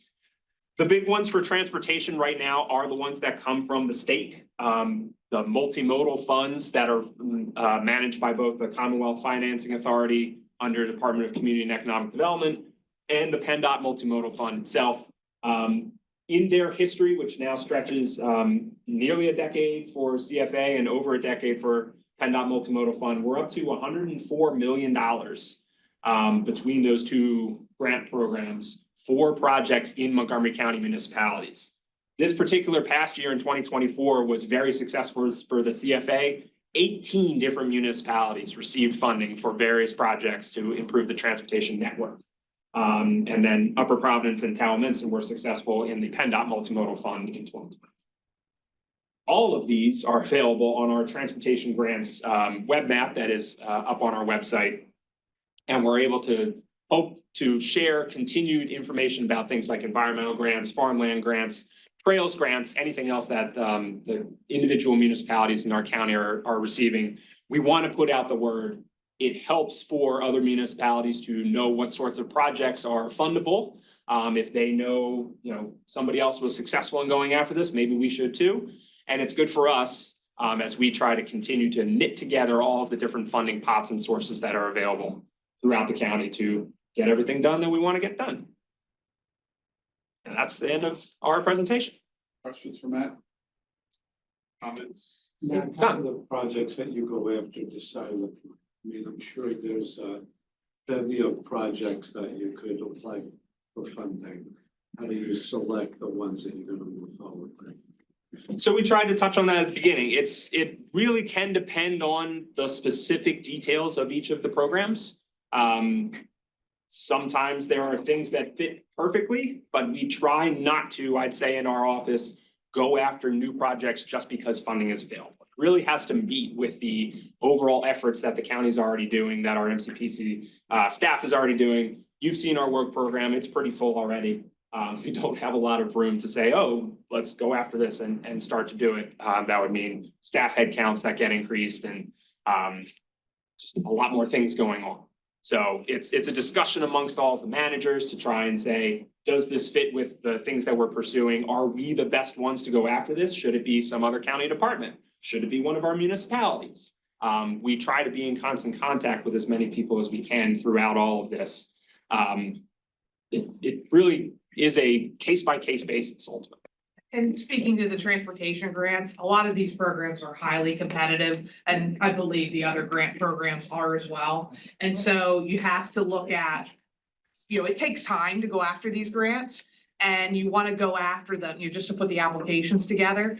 And you want, a lot of times, those that rise to the top and are funded are those that have already gone to a certain level, have some level of project readiness, have investment already made. You're not starting from scratch. And I know with the municipalities that we work with, that's a lot of the education that we do. And the county understands that. And so projects that they well positioned to be looked upon favorably for these grant programs, that is a big determining factor in that prioritization for Does the submission. county have lobbyists in Harrisburg and Washington?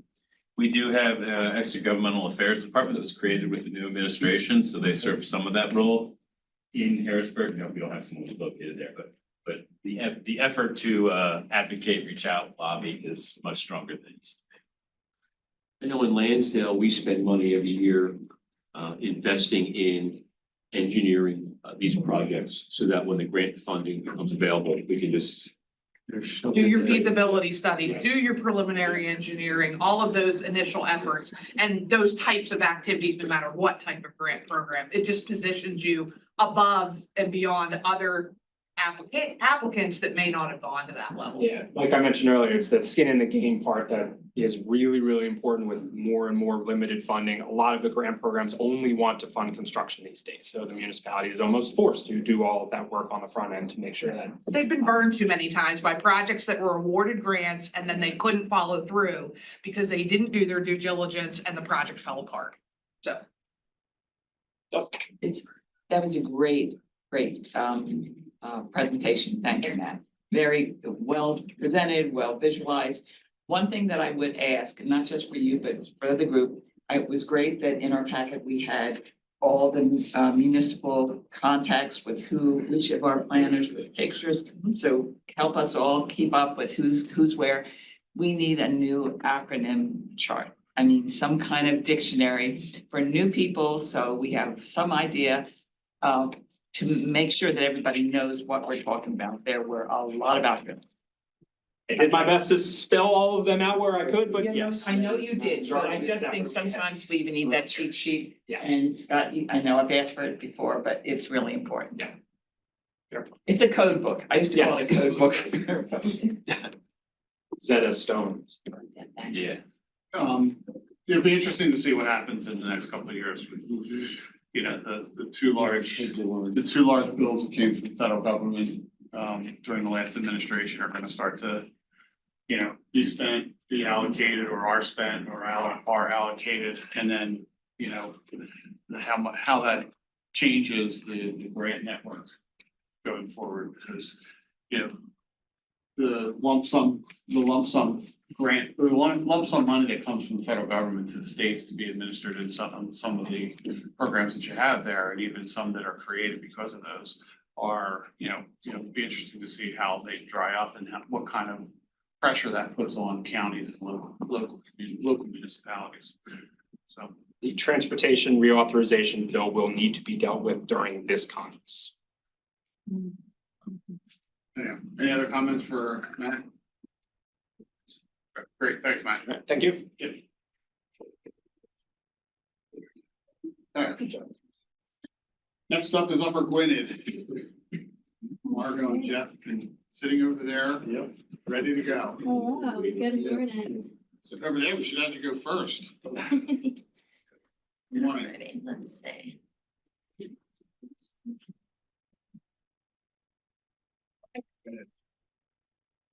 Tough location to work. It is. No, tough or top? Tough. Tough. We've had a great time. Yeah. Let's, Tough.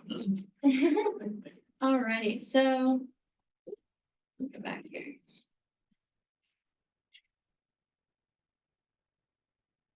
So good morning. I've never done a presentation here before, so I am probably a new face. So I'll introduce myself. I'm Margaux Petruska. I am the community planner contract for Upper Gwynedd Township.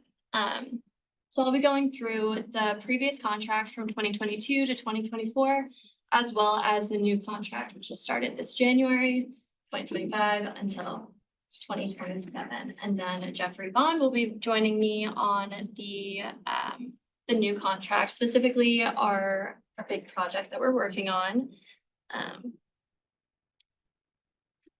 It's me. Thank God. Okay. All right, so starting off with location, as many of you know, it is a relatively centrally located township within the county.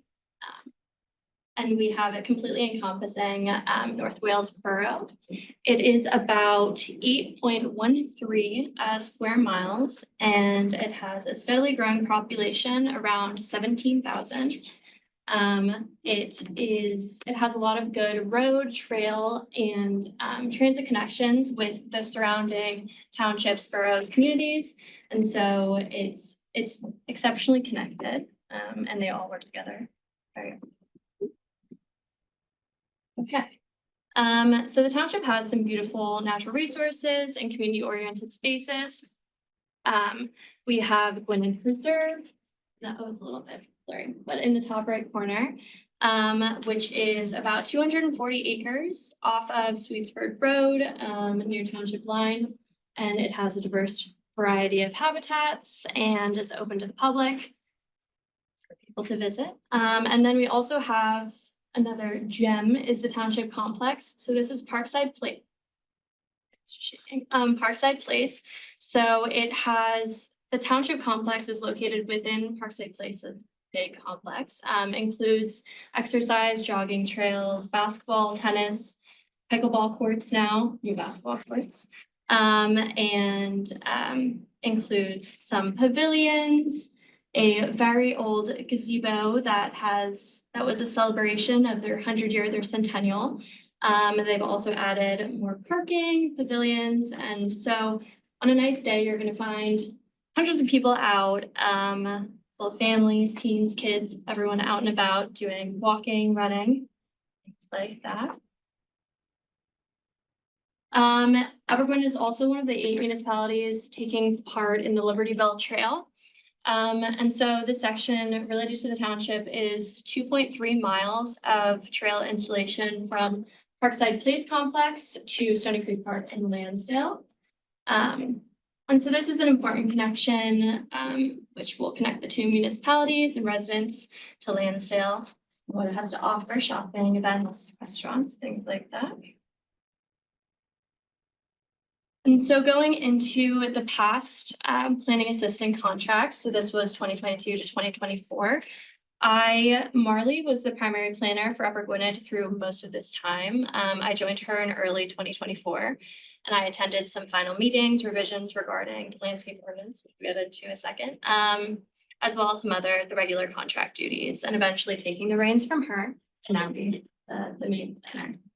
And so the main achievements, highlights of work through the few years, where 2022 starting off was a pretty substantial completed review of proposed TOD 2 overlay district, which I'll get into on the next slide a little bit more. 2023 was the completion of the draft landscape ordinance and recommended plan chart. So this was pretty substantial amount of work for doing, it was mainly in Saldo, but also in zoning as well, to do a complete rewrite.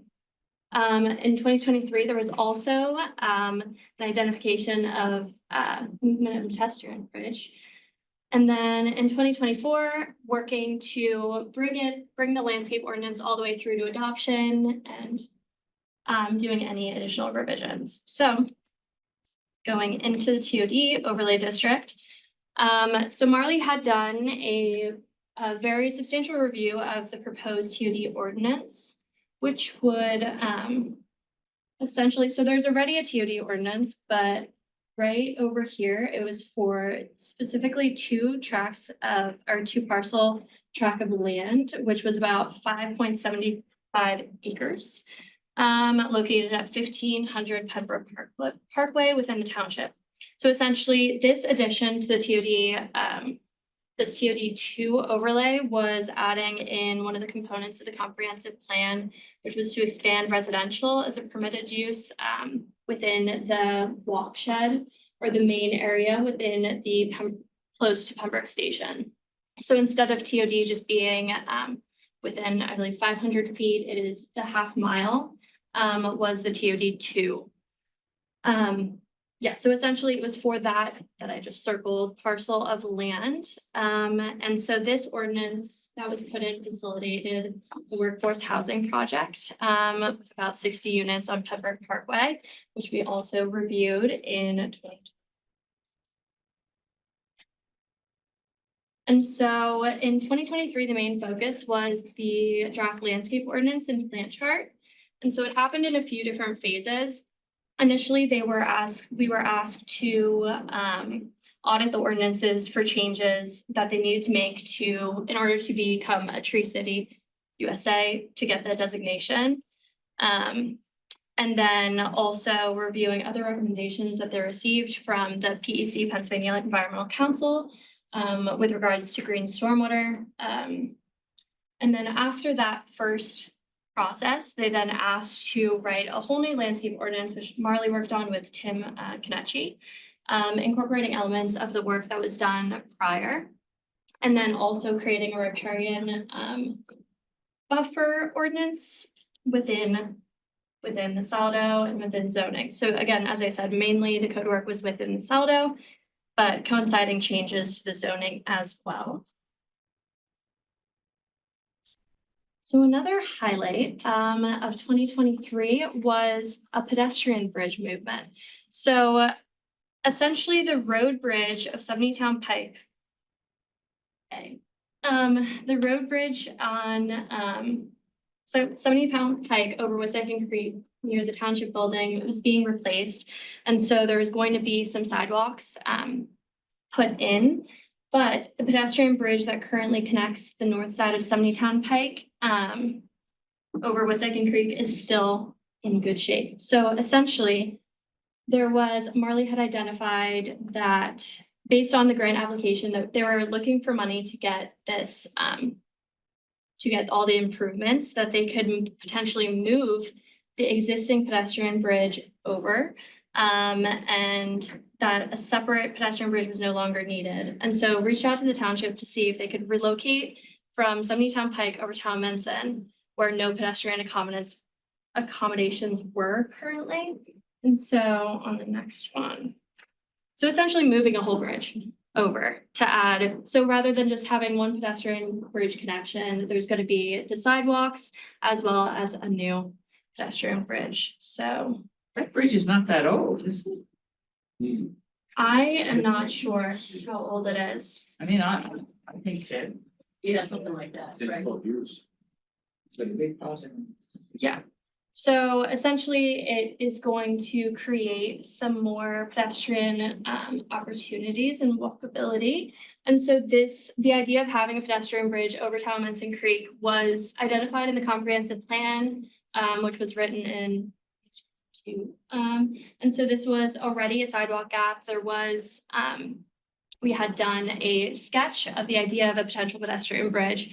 And so the ability to be moving a whole bridge over obviously seems like a very, very big feat. But they have identified grant funding already, state grant funding, and it is going through the process to do this. Can't do this with just any bridge. These dropping bridges is possible. Don't think you can move every bridge. I know. It's unique. It's unique, Very and cool. there is obviously a certain amount of money that will take to do it, but it is probably less than doing a whole new one and also being, it was about $500,000 or a little over $500,000 with engineering work. And so already there was a a little over $300,000 grant from DCD, as of. No, that was included. It was like 560,000, including engineering work. I think it was split up like 150 and like. Not that it was surprising because engineers. Yeah, no, that was including all the engineering. Let me work. see, 10:30. I didn't think it was. Yeah. Why haven't you hit him yet, Bob? I don't know. Company included. Just so there's no confusion. Thank you. So now we go into the new contract, which has just started. And so this essentially was relatively general in comprehensive plan implementation, but the main projects and focus is going to be the Parkside Playground concept plan and design work. So this is in the Parkside Place complex. If everyone knows the big castle park, I will show some photos next. Then general flexible assistance, especially with the playground, some grant identification and assistance as we go through this process, as well as some potential zoning SADO amendments as the township requests. So this will be the main focus of the contract. This playground was built in 1995.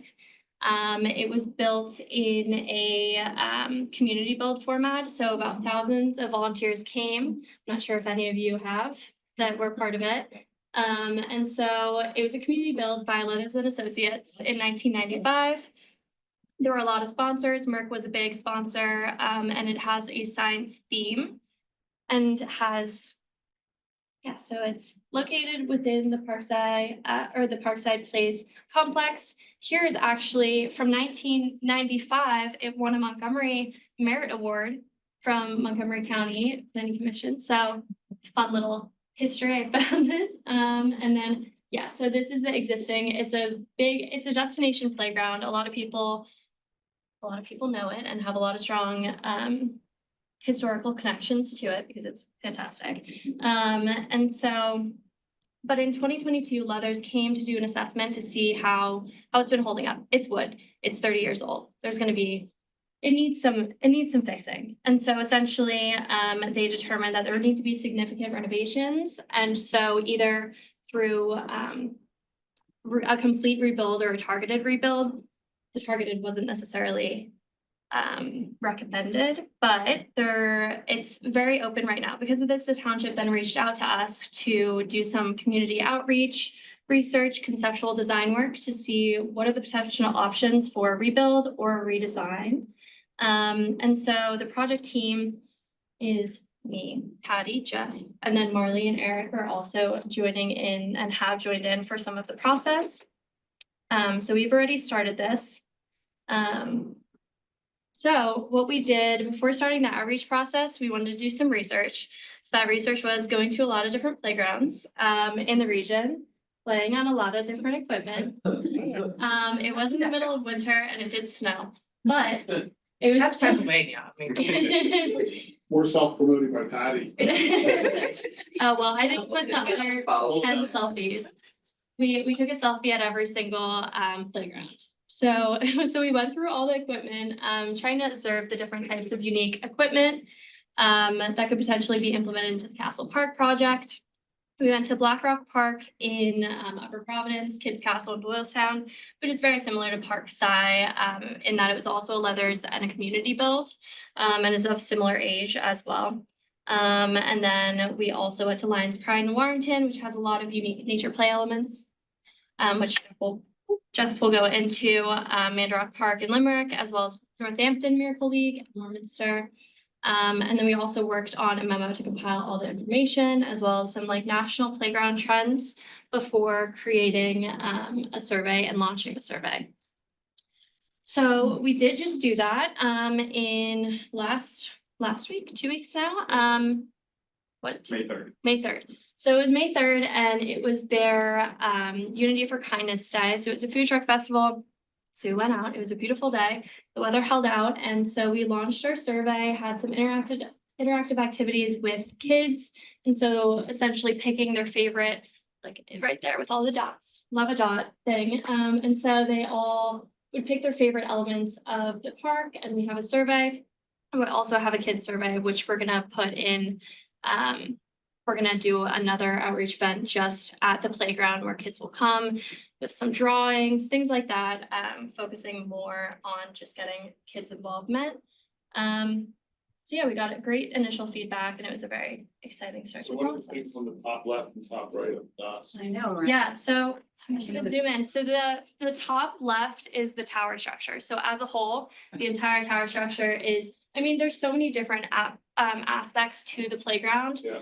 But this is the main one that everyone knows of, and it's fantastic. It is very dark. It's all wood, and it's hard to get around if you're bigger than this. So it's amazing structure. And then on the right, all the way, the top right is swings. People love swings.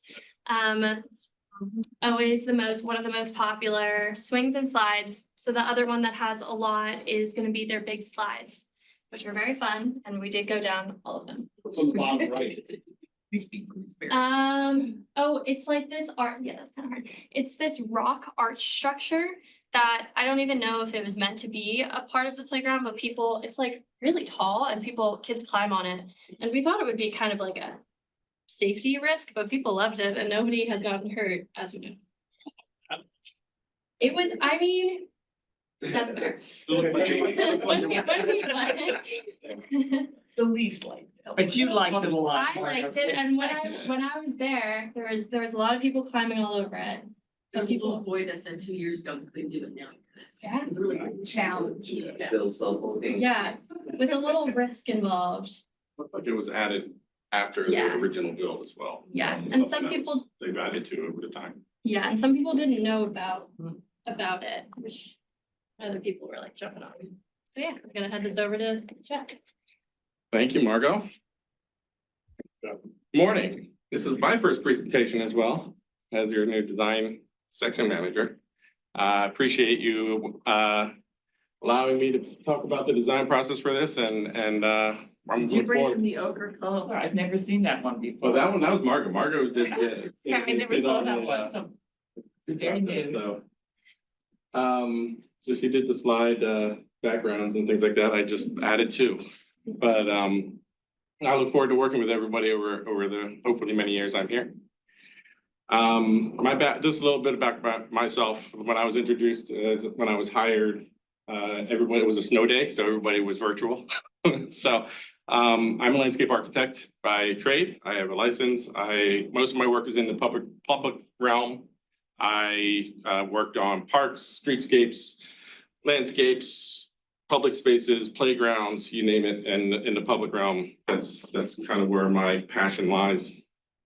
And so I have 27 years experience in the design sector. So I have a kind of a set process that when I approach these projects that kind of works for me, and I think, will work for this project easily. So we always start with, as Margaux said, we always start with the steering committee. We want to hear what the town desires, what the public is in tune with the park, because this is such a beloved park that we want to know what they want. We don't come to with any preconceived ideas for design process and anything like that. So we want to get that feedback and then we design from there. So just a little bit about the existing conditions. So the next thing we do is site analysis, existing conditions. Which one is it? This one? There we go. So as Margaux said, this is Parkside Place. You can see the municipal building here. The playground itself is this little odd shaped piece here. The box here that I outlined is a potential for expansion should, more equipment or more facilities come into play during the concept process. But just gives you a sense, there's the pool is next door, and then the tennis courts and pickleball courts and basketball courts. So it's right in the heart of this park, lots of activity, lots of foot traffic. In comparison to the other playgrounds we looked at, the side park is 19,000 square feet. Black Rock Park was 17,000 square feet. Mandarack Playground was 28,000 square feet. Lions Pride is about 32,000 square feet. And they all have different elements and they have different processes. So, you know, we'll kind of go through and we'll see some of those in the other pictures that I'm going to show. But the size of this orange rectangle is about 80,000 square feet or 1.75 acres.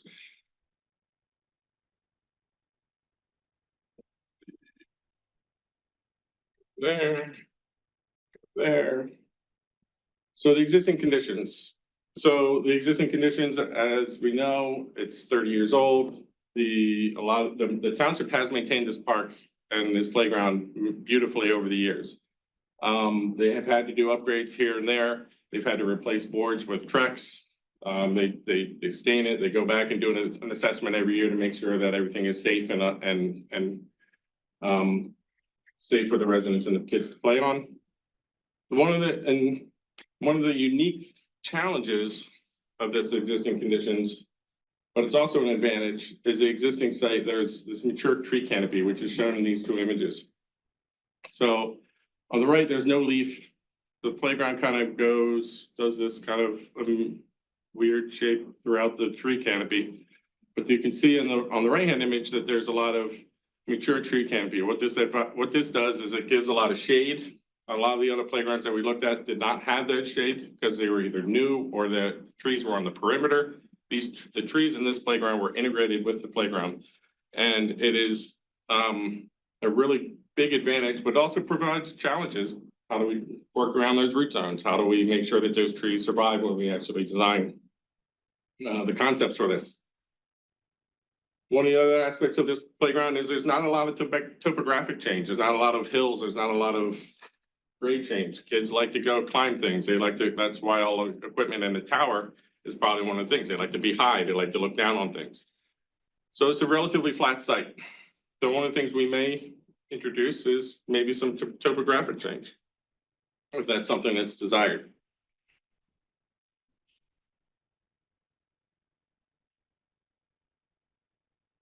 Other unique challenges, as you can see, these are just all existing photos. The existing playground was built before the ADA requirements were mandatory. It was built 30 years ago. In March of 2012 is when the ADA requirements for playgrounds were enacted. And so we're going to be looking at more concepts that make the playground universally accessible for all kids and similar places to play for kids of all abilities. The other unique challenge is, of course, because it's such a beloved playground, how do we preserve the history but move forward? Is there a way to keep some of the pieces? Is there a way to, do we kind of work around the existing and add to? So there's a lot of discussions that are going to have to be talked about.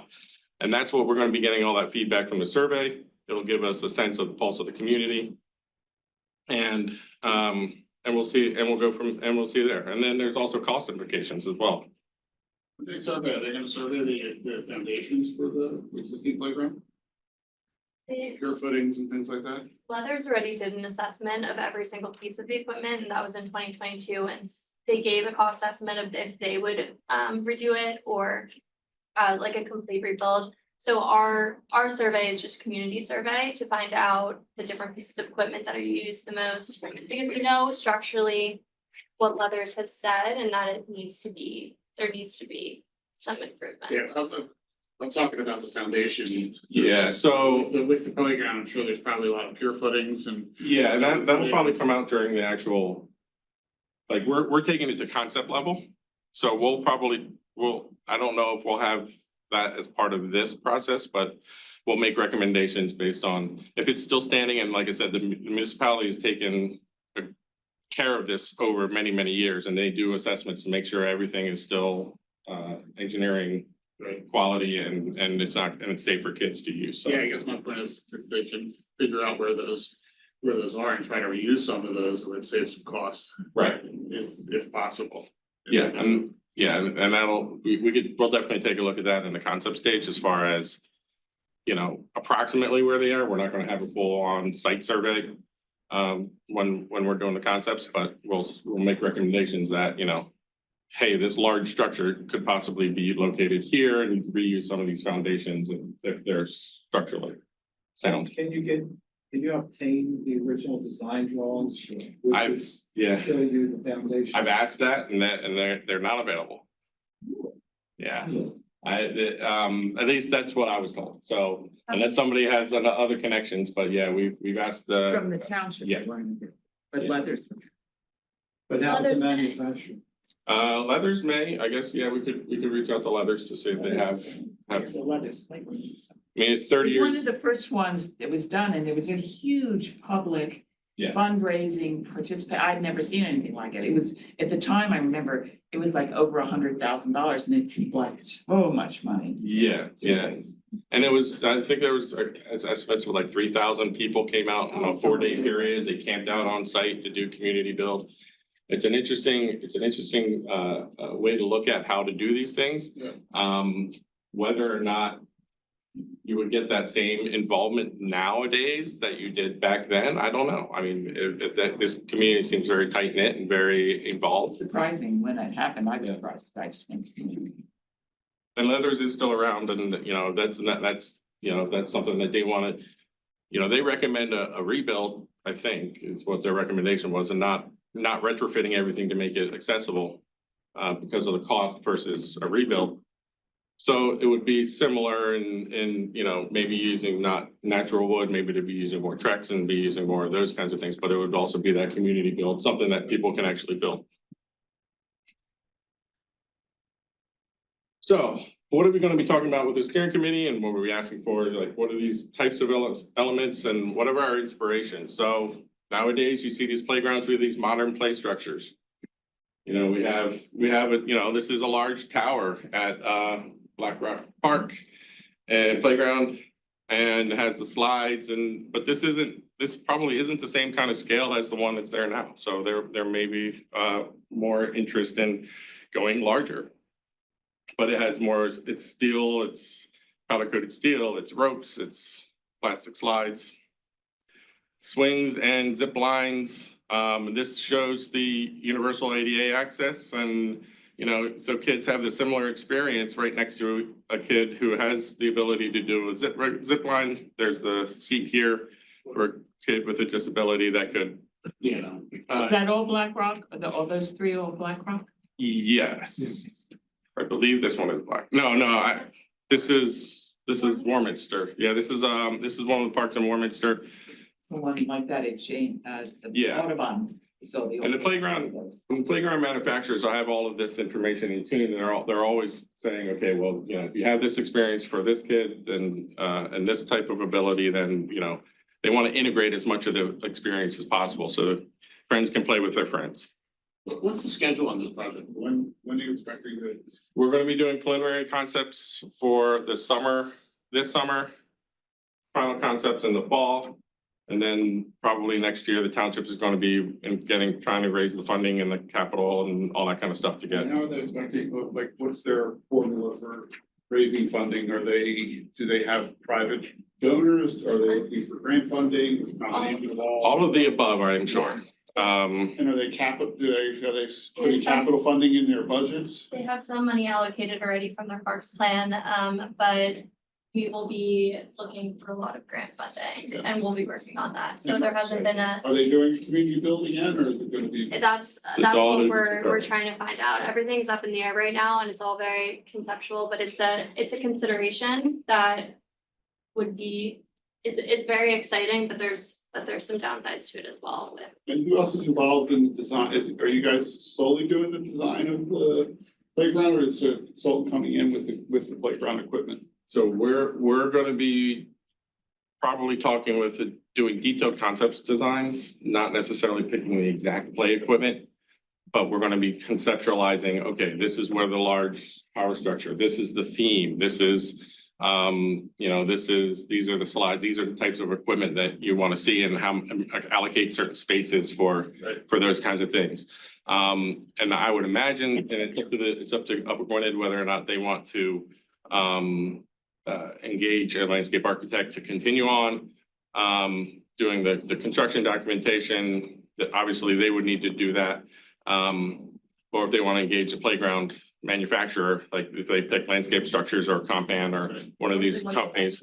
Or if they want to go back to Leathers and do a full community build. So those are, So your work is primarily, you did the initial survey work and fact and gathering of information. You're putting together the preliminary and conceptual designs, and then there's another round of this that will be more further engaged. More with detailed, other Consultants and the township. Scott, remind me our history with Upper Gwynedd. Have we always had contact with them? I don't believe, no, I don't know about before, but this current version was resurrected with a comprehensive plan order. Yeah, it's the third consecutive contract. Oh, so we have, okay. The previous one was, the first one. So it's comprehensive plan, because I remember when they weren't. Yeah, no, Well, Van Reeker was the. Yes, Yeah. oh, that's right, thank Yeah. you. That's what it was that I'm clicking on, thank you, Bob. and he actually was instrumental in bringing us on, and he just recently retired. Yes, no, thank you for. So in an effort of time, you wanna. yeah, so go through just, where we are here? yeah, so I only have a couple more slides here. We're talking about multi-generational play with them as well. This is 5 to 12, so we're talking about maybe adding exercise equipment for adults and things. Again, that element of topography, Lions Pride has these great hills, which is all universally accessible. There's a trail that kind of winds its way up to the top, so a child in a wheelchair can get up to the top and have similar experiences. Music, that's another aspect that is always fun for kids. And then nature play. Are we going to incorporate water features, and how do they want to incorporate that? Is it more naturalized in a man-made stream, or is it just a standard splash pad and things like that? How do we integrate the mature trees in the natural setting that this site is involved with? Do they envision this as a community playground or a regional draw? I know now that I have grandchildren through all these ages, these playgrounds, my kids will drive an hour and a half to a playground that they like, and then they go to lunch, and they just did it on Mother's Day. I believe We it's, just went to this one 2 weeks ago with my 5-year-old and 3-year-old grandkids. They wanted to stay a destination playground. Yeah. While still being obviously for the community, but destination is what it's geared toward. yeah, it was started as. So they were specific about The, kind of just. one we're talking about. On Leathers. the task force, so that it's their design, their. I still love that. I think But- they ran top to the. So basically, next steps, we're analyzing the feedback. We're going to be doing more survey, more events over the summer. We're working on preliminary concepts. And then, and the final concepts in the fall, and then we're gonna turn over a large report and concept design to the township and move on from there. So, is there any other questions? Freddie Hill's going away, so a lot of people are gonna. Yeah. I heard that, right. What's Yeah, going on? they're open this year and then close it. So do we have any other questions for Family. Margaux and Jeff? Nobody wants to take it On over. Upper Gwynedd? Nope, thank you. Appreciate it. Thank you. Yep. So we have one more thing, just a brief update on the, I board here, finding out. this topic of the fully charged EV planning tool launch, we've talked about this in the process and at the beginning, and got a lot of great feedback and had some good discussion with the board on that time. Good title there. This is just an update to show that we released it. We presented it to the commissioners last month. John's under us to do the 5-minute version, so. All right, you ready? Yep. All right, my name is John Lesher. I am the Environmental Planning Section Manager. I am here today to now very quickly introduce you to Fully Charged, a Montgomery County Planning EV tool. It is, what is it? We used Experience Builder product. This is hosted on the Planning Commission's website, so I will speak shortly, but you can spend hours exploring it on the internet at your leisure. What we really wanted to do was we wanted to support our municipalities' transition to EVs. Over the past years, we have received question after question. How do we do this? Where can the chargers go? What comes first? So we are hoping by helping our stakeholders make educated decisions about the need for placement of electric vehicle infrastructures, they can make those decisions easier.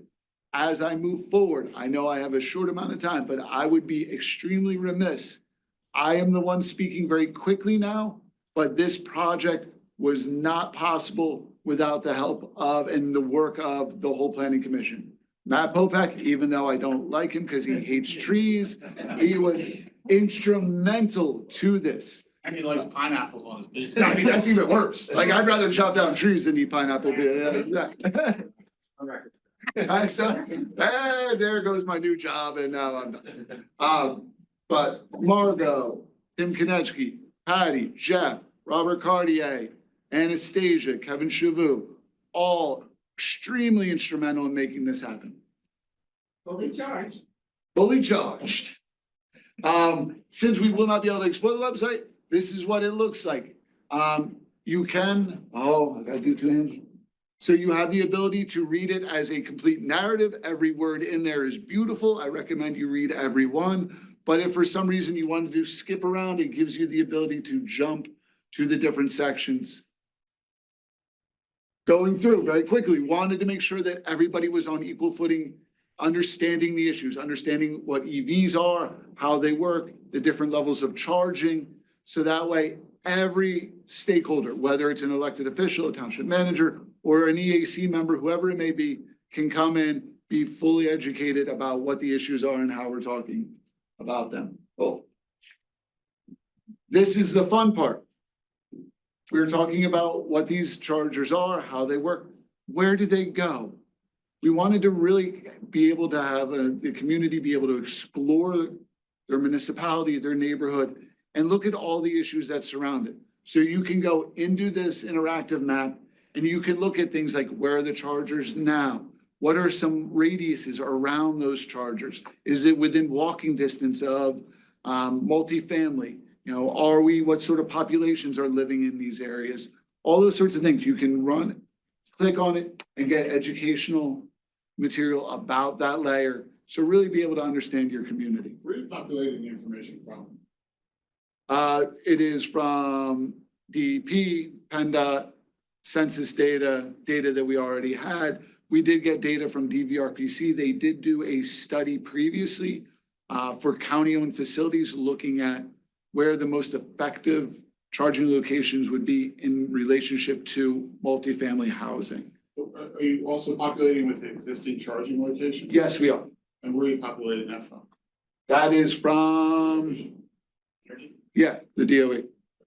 And that is something that's static when we grabbed it, but we can update it as we move forward.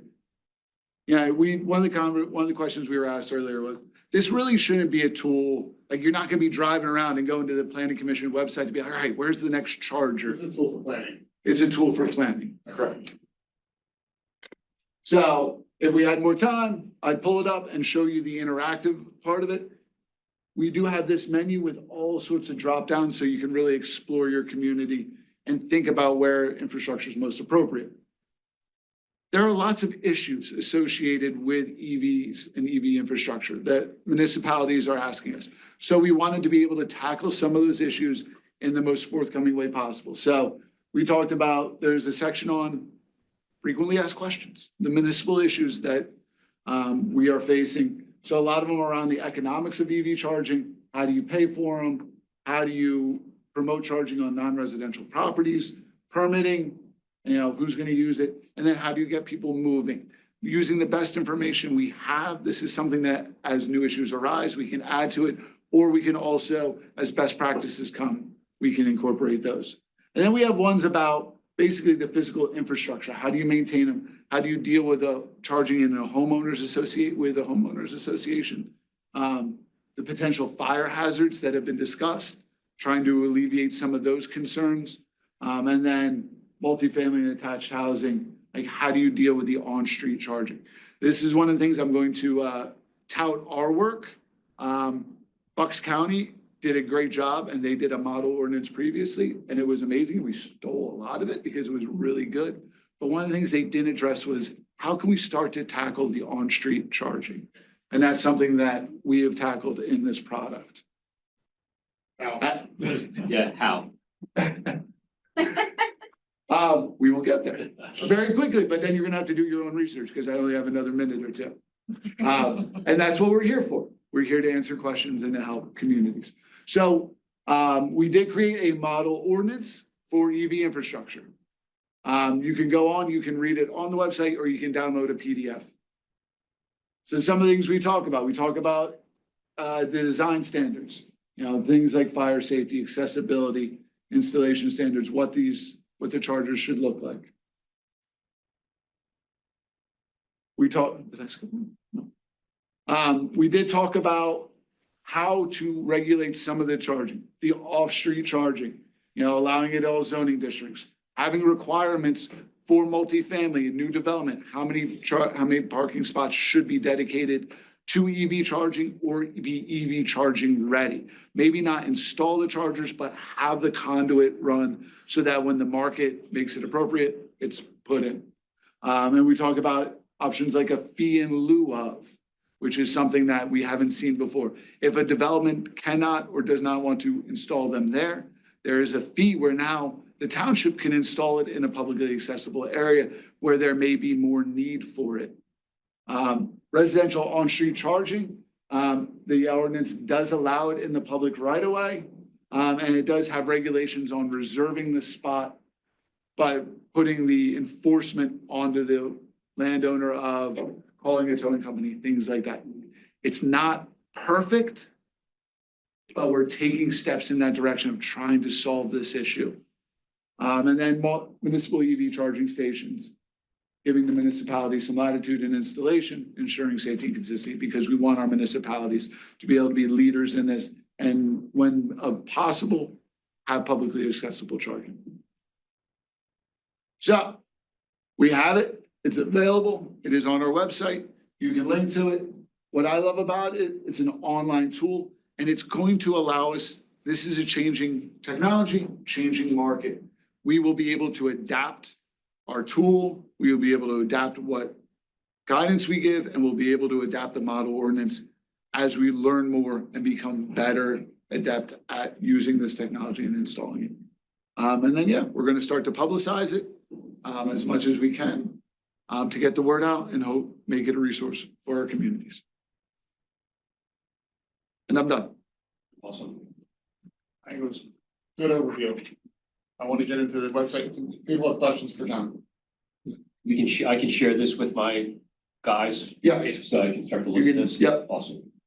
Yeah. John, do we have any idea how many electric cars are in Montgomery County?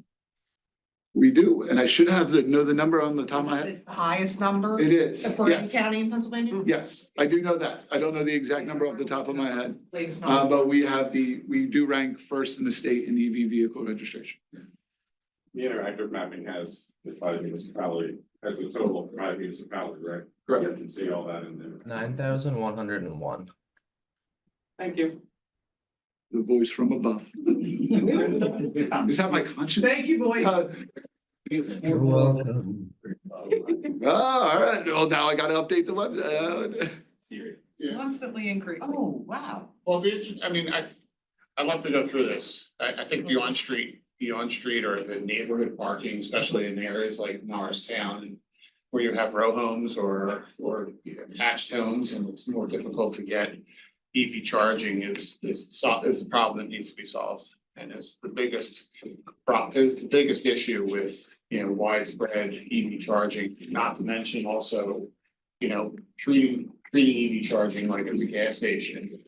Right now, they're not quite there, even with the DC fast chargers, I'm just not quite there yet for that. And how to solve those two issues is the big step forward for EV, for electric vehicles in general, so. Yeah, I agree. I mean, it's as a owner of a Philadelphia row home who cannot charge at my house. Yeah, I mean, it's something that we definitely tackle with. You know, trying to figure out how to regulate it on street so that it's equitable for the whole community is a tough one. As far as the technology goes, like the fast charging, making that even faster. Yeah. It's interesting because the momentum needs to continue, that people need to continue to purchase EVs Cause that'll drive the technology and the research to make that happen. Yeah, and then, but And I brought this up before, there's been some movements in especially highly populated areas to create EV parking lots that are specific to those neighborhoods. So whereas they're open to anybody to use, but people in the neighborhood within a certain distance are charged a separate number than people that are outside of the neighborhood and it allows them to treat it as if it's their EV charging location. So for instance, like if you're in the middle of, Norristown or let's say Northern Liberties and you had a parking lot or you had a space where a parking area that could be all EV chargers, they would be all like level 2s. And people that live within a certain radius of that would be charged a certain amount for kilowatt, and people that are outside of it would be charged a different amount.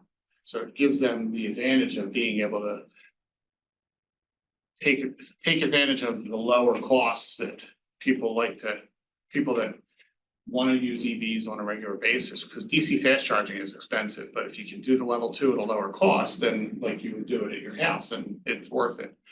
And people that are outside of that area would be charged a separate fee or it's a higher rate. how do they keep people, is it open to non-EV vehicles? Yeah. Okay. I mean, the specifics of infrastructure of how you get in and out of the parking lot, I can't answer that question. But all the spots in the parking area are level 2 charger stations. Yeah, I mean, So, but that's the kind of thing that has to be, somehow we have to solve that problem. Because people that are living in densely populated areas that, they're not gonna run an extension cord across their sidewalk. So, I mean, some will. Well, they may. Surprise. yeah, I mean, I've seen it. Shouldn't be allowed. No, I'm sure they don't. Living in Philadelphia, I see that all the time. People, yeah. Even in townhouse communities in the suburbs, you see it all the time. And the other thing that's gonna have to be thought about, and I don't know how, it probably hasn't gotten to that point, but you're getting all these other electric vehicles, scooters and bikes, and people are using them for commuting. And they're commuting not just, 5-minute rides, they're commuting, half-hour rides up and down the Schuylkill River Trail to get from one location to another, and if potentially they need to be charged is another factor. Talked about that on the trail, but we have chargers on the trail. We've talked. So, I mean, it is interesting that it does make commuting to work on trails more viable, because somebody may be like, I'm not willing to bike that distance. But if I'm on an electric bike or a electric scooter, like, I'll take the trail and I can go from my home. And then having, multi-use on those trails. I mean, you have a bunch in the morning, a bunch of people on their electric bikes and other people walking for. Yeah, it's a lot of issues. We'll make Bill solve that one.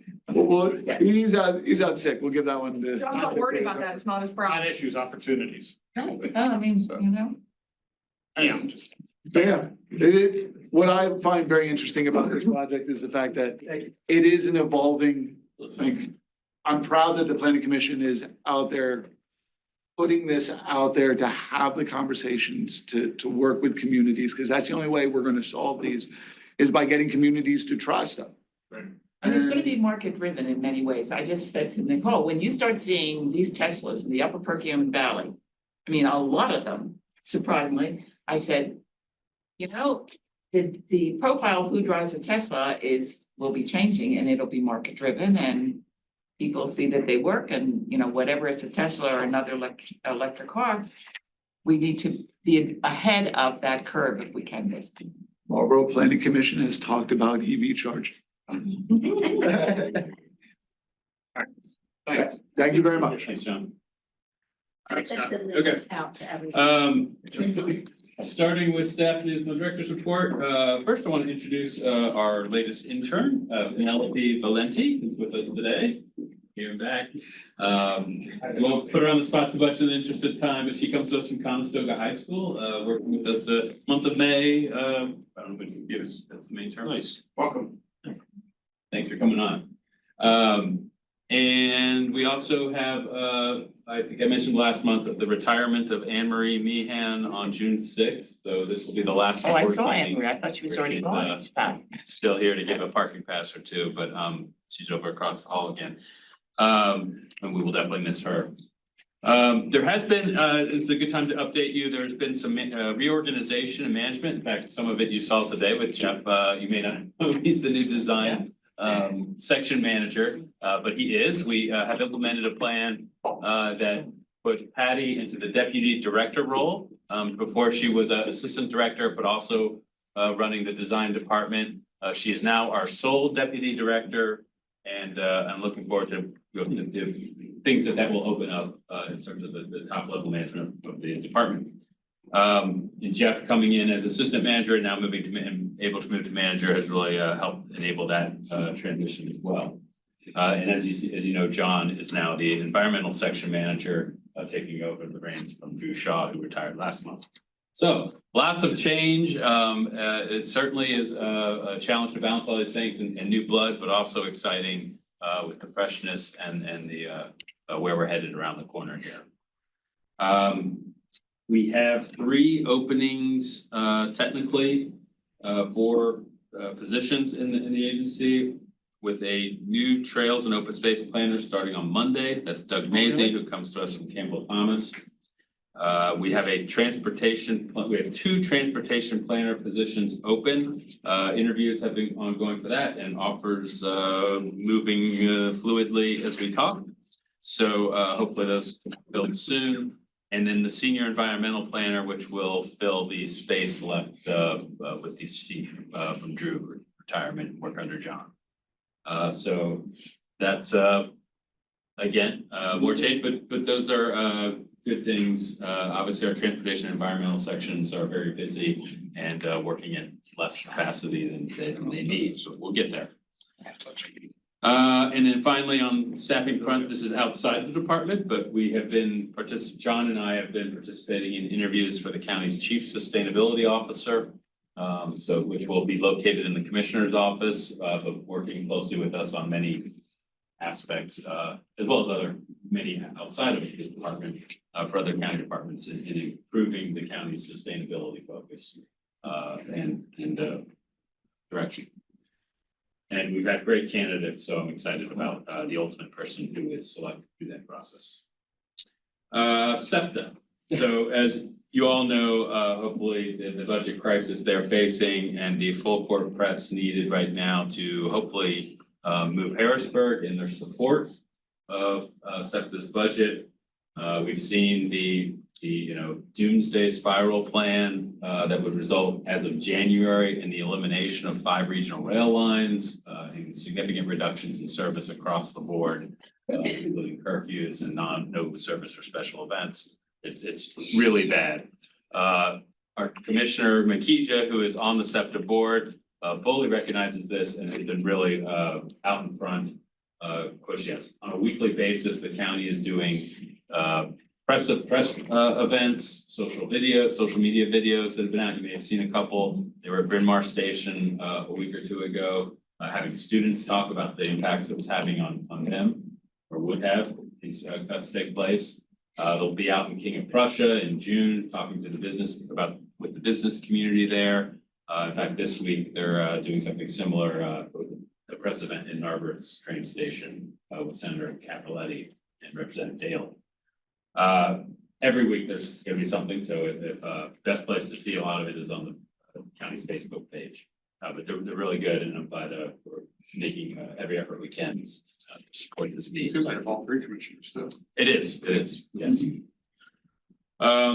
Speaking of commissioners, tomorrow, the Montco 2040 Grant Program Awards will be announced at the commissioners meeting, and we'll be presenting that to the public and revealing those awards. Thank you to everyone who participated on the committee, and Dulcie for chairing that. I'm gonna come down. And thank you, Dulcie will be joining us, so thank you for that. Montco, we talked about Montco 2050. The Norristown Prison RFEI deadline is tomorrow. It was extended in April, but May 15th is the final deadline.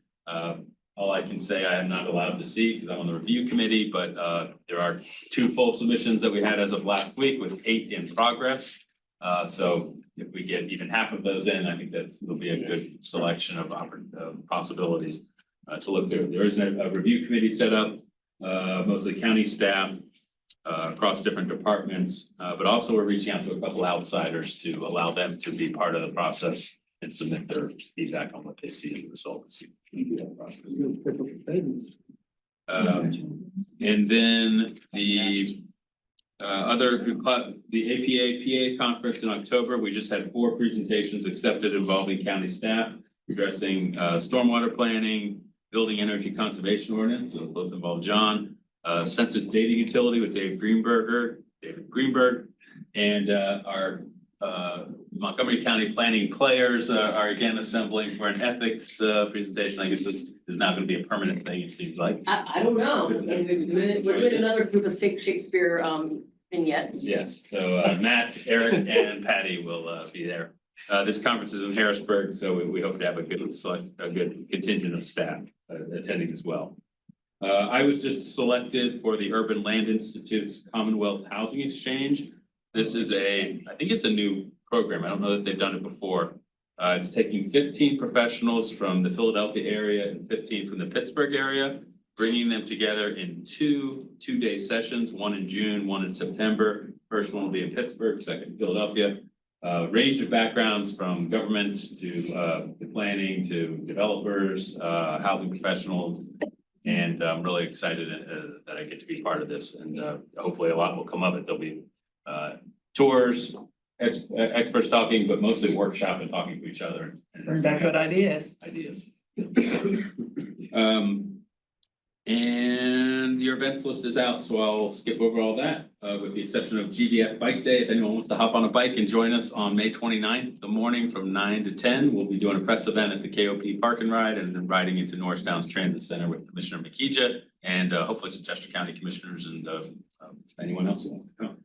So that's my reporting. Montgomery Wards. And the Montgomery Wards. Reminder for submissions, nominations. If you have any ideas, I know in the past you reached out to me and said something, please still do that. And we'll see if we can find something or have somebody nominate something. So there's still a couple weeks, but hoping that if you have any ideas, you'll reach out. I have a question. I know there's been a tremendous amount of reorganization and new positions in the commissioner's office. Could you let us know what's going on up there, just so we know? I mean, seriously, Does anybody know? Sure. I mean, who the people are, I mean, I don't, it would be helpful in case we bump into them and, oh. Okay, Yeah, I won't lie. Sometimes there's a new face I see and don't know. But no, we are, as I've said before, we're integrated, much more greater. I'm at a weekly meeting, sitting around essentially like a cabinet table meeting, with a couple other. You don't have to say how wonderful they are, do you? I mean, it's like that. No, there's no coverage. Okay. We don't have time for that. It's a lot of business being done. Okay. And so the one person I do want to actually mention, Mira Baleson has been hired as the new deputy COO. There are 3 deputy COOs, although currently there's an empty seat in there as well. But the one that oversees or the planning reports to, as does commerce and motors, familiar. a couple others. She has a background with the state. Her background is in law, but she's had a lot of impact in jobs within the administration of Shapiro previously. I knew her brother actually was a planning graduate classmate of mine, and so she has a lot of familiarity with what we do, and has been great so far in the month and a half she's been here. And I used to always report directly to Lee Soltesiak, the COO, and who is fantastic, but you can only get so much of his attention. So it's great to have now this multi-tiered way of working with the commissioner's office, which is important. But yeah, I'll see if I can give you a better, more holistic overview of what's happening. That's all. Any other comments before we adjourn? Thank you. We're adjourned. Thanks, everyone. Thank you. Thank you. Thanks.